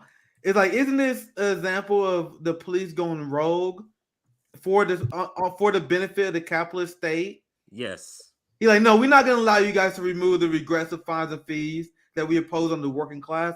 They're going rogue on behalf of capital. Unbelievable. Go ahead, CJ. I was just reading ahead. Yeah, absolutely. So let me read this part. Pittsburgh police chief says he's going to ignore a city ordinance barring cops from pulling over for trivial traffic offenses, in part because it's hurting officer morale. What? Just a whole lot of dysfunction going on in this story. And here is the story. And like, how can they explain that? Like, if you're a cop, and this is what these cop bootlickers say, they said, we will bring up the fact that the majority of the time spent as a cop is harassing the working class and not the quote unquote criminals, showing that they are a scourge on their neighborhood and they don't and they're not actually here to support us. But they will argue, they're like, yeah, I know cops they don't really want to do those kind of things. Cops want to help people. They want to go after the bad guy, but they are bogged down by the book. But this shows that they want to fuck with people, doesn't it? It absolutely does. I didn't even look at it that way. It shows that they look forward to fucking with the ordinary older woman or disabled person they know they can't fight back. They are cowards who have no intention on finding someone their own size, going after quote unquote real criminals. We'll go ahead, CJ. Yeah, and let's get into the article. Police, it says Pittsburgh police resume secondary traffic stops despite city ordinance against it. And I love this city ordinance, actually. It's a good first step. You know, any step towards abolition is great. But let's read some of the article. Pittsburgh police officers have been instructed to resume enforcing minor traffic violations like an expired registration sticker or a poorly secured license plate. Signs of what? Poverty.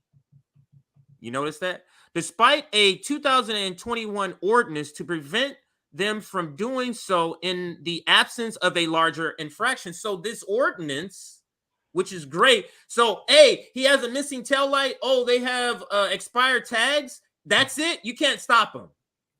If some other larger issues going on and they have that, okay. But just stopping people over that, no. And let me read further. A spokesperson for the department said the memo came as a result of recent changes in state law, but some legal experts question whether there's sufficient reason to compel a reversal of policy.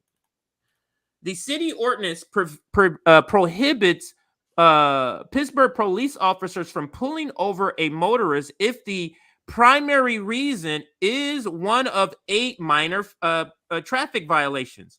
Officers could pull over a motorist for another reason and still issue a ticket for a secondary infraction.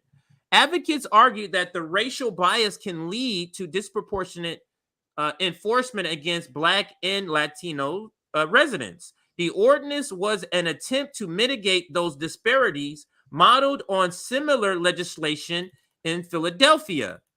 According to police data, Black residents make up only 22% of the city's population, but account for 42 of the traffic stops in 2021. Now, let me pause there.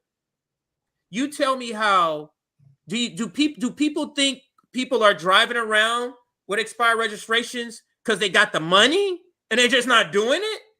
Do people think people are just driving around with broken tail lights because they don't want to see at night?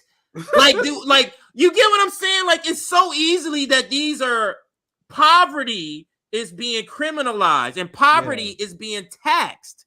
And that's what this is. And that's what's bringing down morale. Wait, so you telling me giving a ticket to somebody who can't afford this is going to bring up your morale, and you're telling me you're not sick in the head?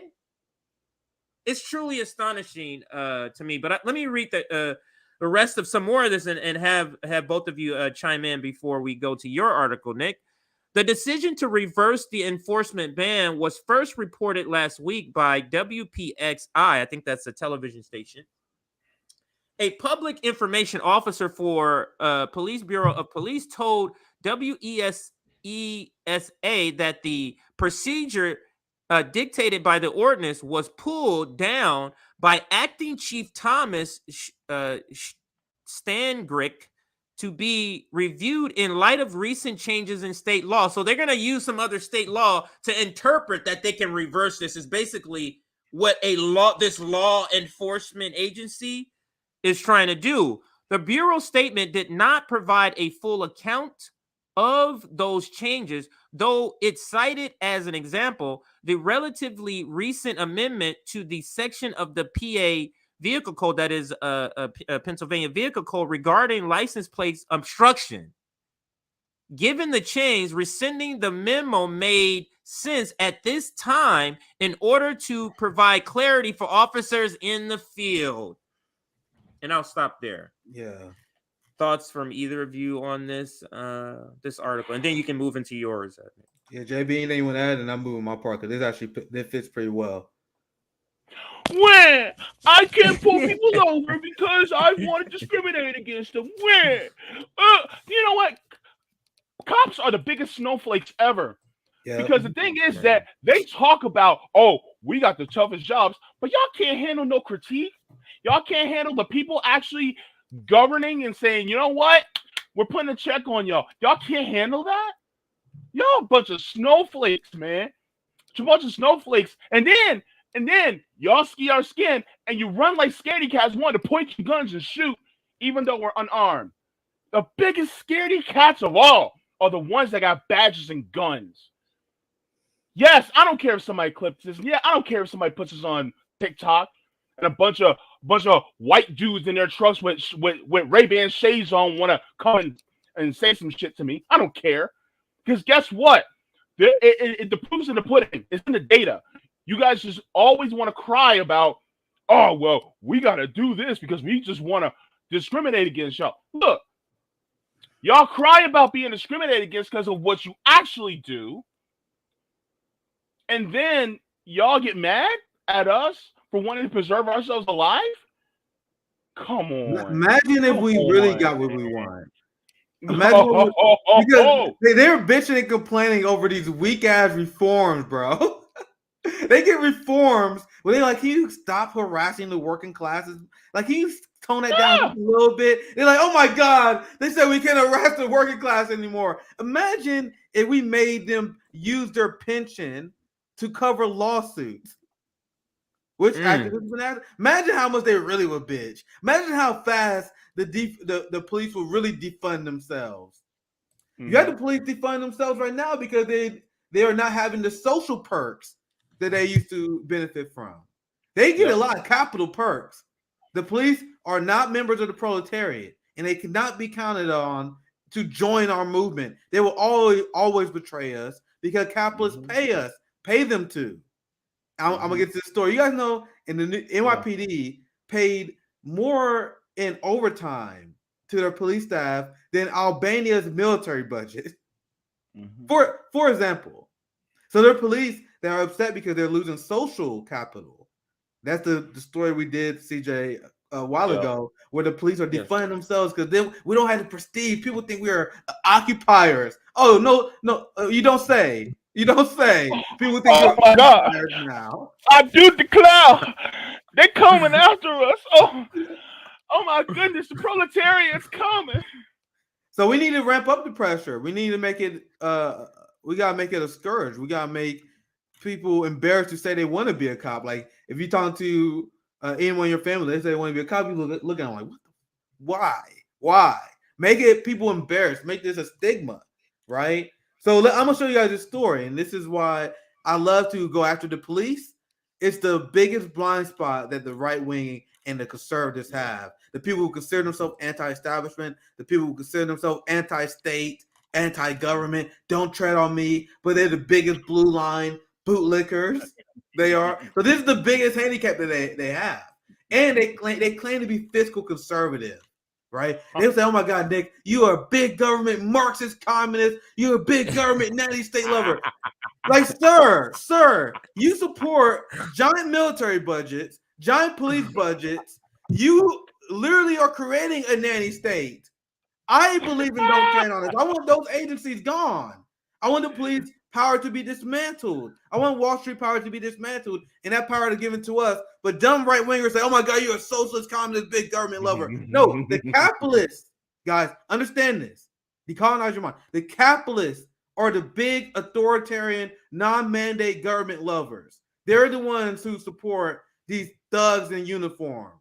And it doesn't even make sense based on their ideology. Their ideology is being fiscally conservative. Now, that's the preface. I want to get into this. Look, this is the story. Look how much New York is spending on the police. They got a $10 billion deficit in this next coming budget year. All coming from the police. And they're looking around like, oh my God, we're spending so much money. We got a deficit. Look at what, I got a few stories I'm going to show you guys here. My God. A bunch of bacon wrapped snowflakes. Says Scott. He said, my God. I see you, CJ. 120 million. New York City taxpayers will pay 820 million in just overtime. Almost $1 billion in just overtime. You could house all 14,000 homeless families in New York City, then years of rent for 7,000 families out of work at risk of evictions with millions left over. You guys see what, as a Marxist, I am looking at capitalists for you to defend your system. You guys see how ineffectual this system is? Paying all this money in overtime to police instead of housing people. Instead of giving housing assistance to people who do have homes and renting. Yep. You guys see the ineffectiveness of capitalism, which we on RBN not afraid to shy away from. Yep. That's the root problem. This is going on, but you have the right wing that is worried about drag queens. Drag shows. You see what no Marxist analysis does to a motherfucker? Worried about trans people in sports while this shit is going on. And they agree with it. They agree with it. So they gotta bring up irrelevant culture war bullshit to distract from the fact that they agree with New York City liberals on very important fiscal policy. This is how, as I look at capitalists, you all big government, authoritarian bootlickers. All of you guys are. Yep. That's why I love talking to conservatives about this. But go ahead, chime in, guys. I got a few more things to share, but go ahead, chime in if you guys have anything you want to add real quick. No, just to add to your point, they're more afraid of a man with eyeliner and a lace front than a Catholic priest. Like, make that make sense. Make it make sense. Like, bruh. Make it make sense. Yeah, look, if I want to wear some stilettos and put on, a lame Bryant dress and wear a lace front wig and read to shelter dogs, then why is that any business of you, bro? Like, look, you got some of these dudes out here that want to, touch your little girls and whatnot, but yet you're not looking at them. These dudes out here that claim that they love God and yet they're preaching, and yet next thing you know, they're touching your kids.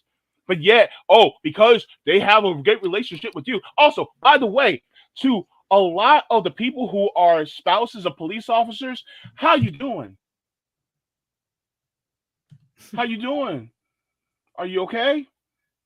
Because 40% of the police officers admitted to beating their spouses and their lovers. And that was to the ones that admitted it. Those of you who are with somebody that's in the police force, how are you doing?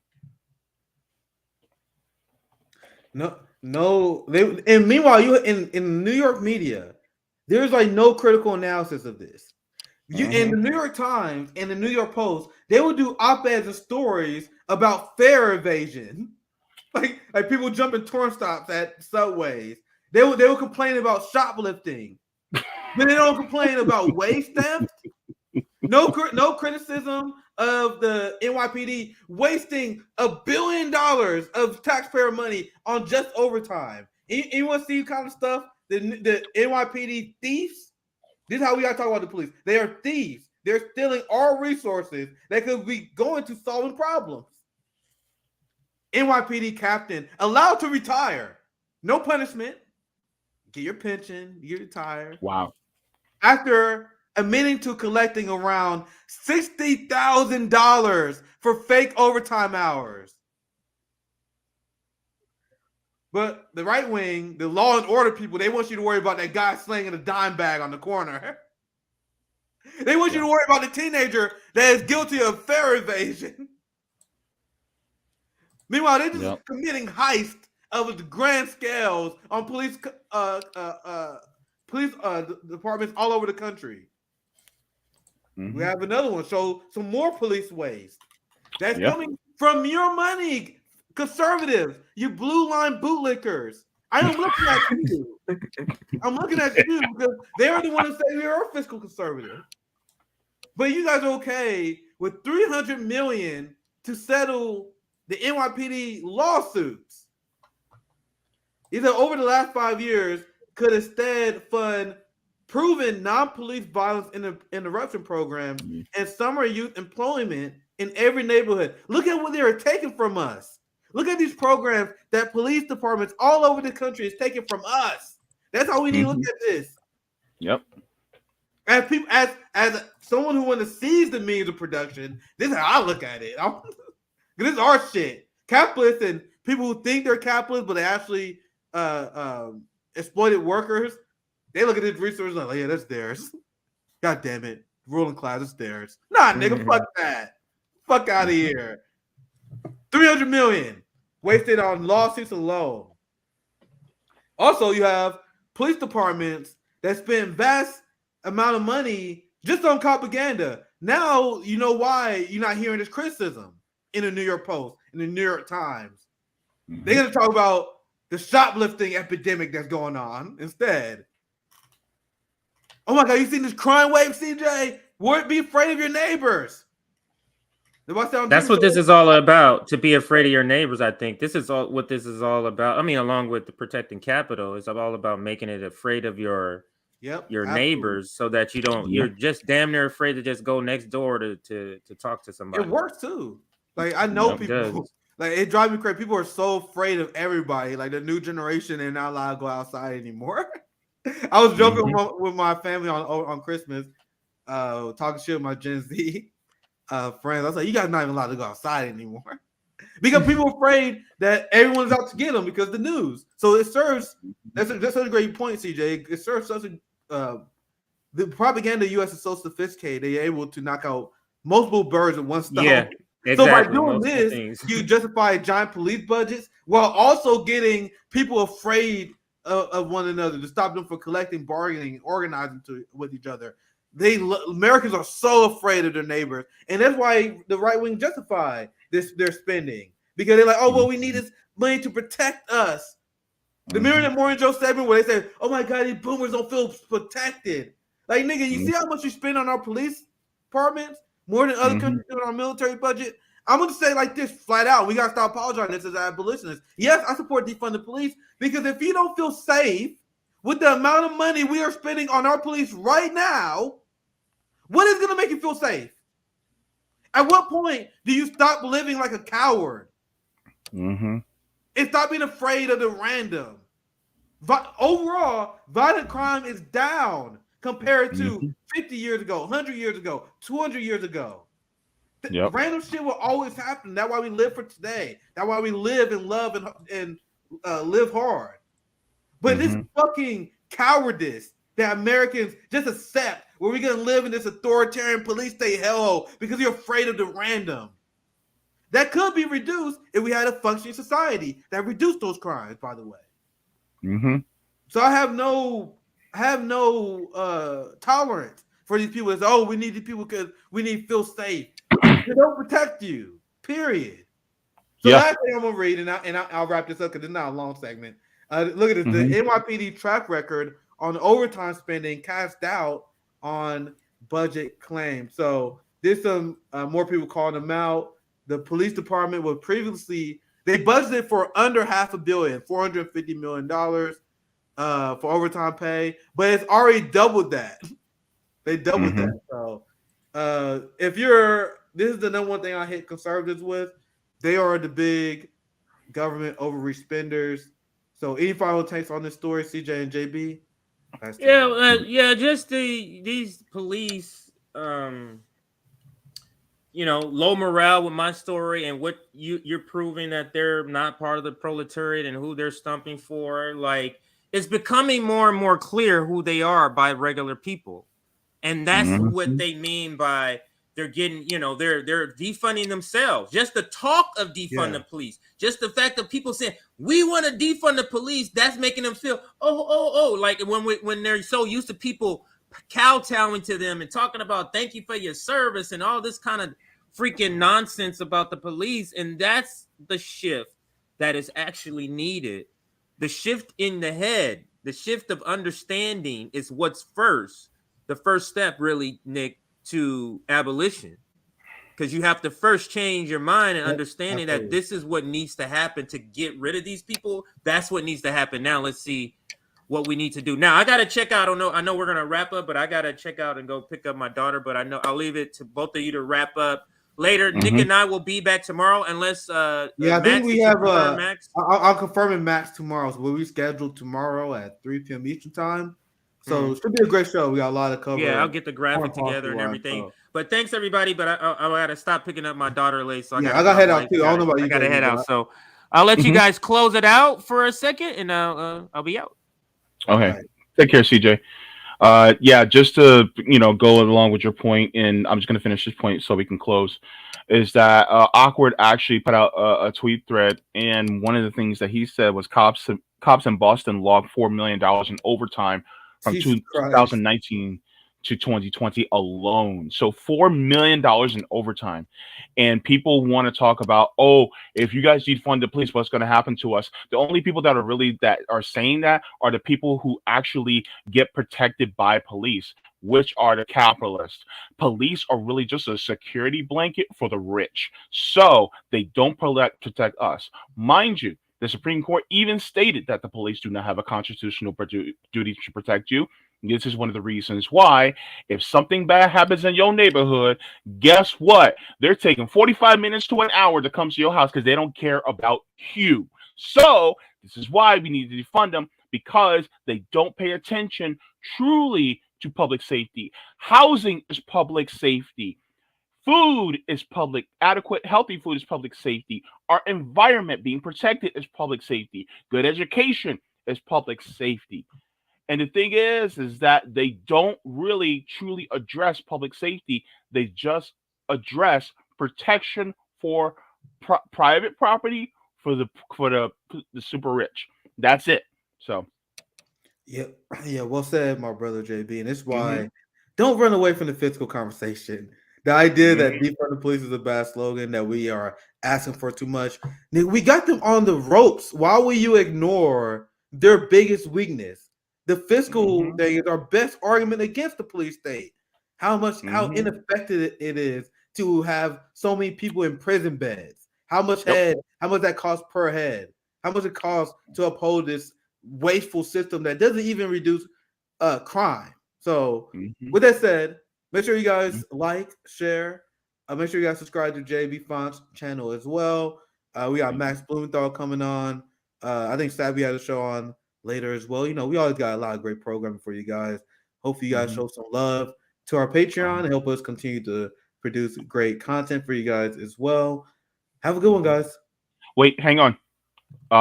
Did we check the Rockfin to see if there's any you can do. I gotta go, JB, but you can. Okay, I'll close it out. I'll close it out just to make sure I get the super chats and Rockfin tips. Take care, Nick, because I had to make sure that we get that, because that's also important. They're busy. So before I go, let's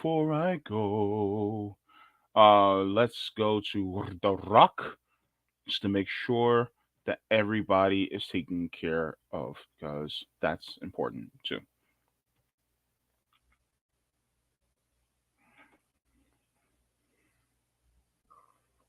All right. So got a couple of comments. We got one from Fred Edwards saying hello to CJ. All right, great, perfect. And let me check for super chats. I think we got all the super chats for the most part. For the most part.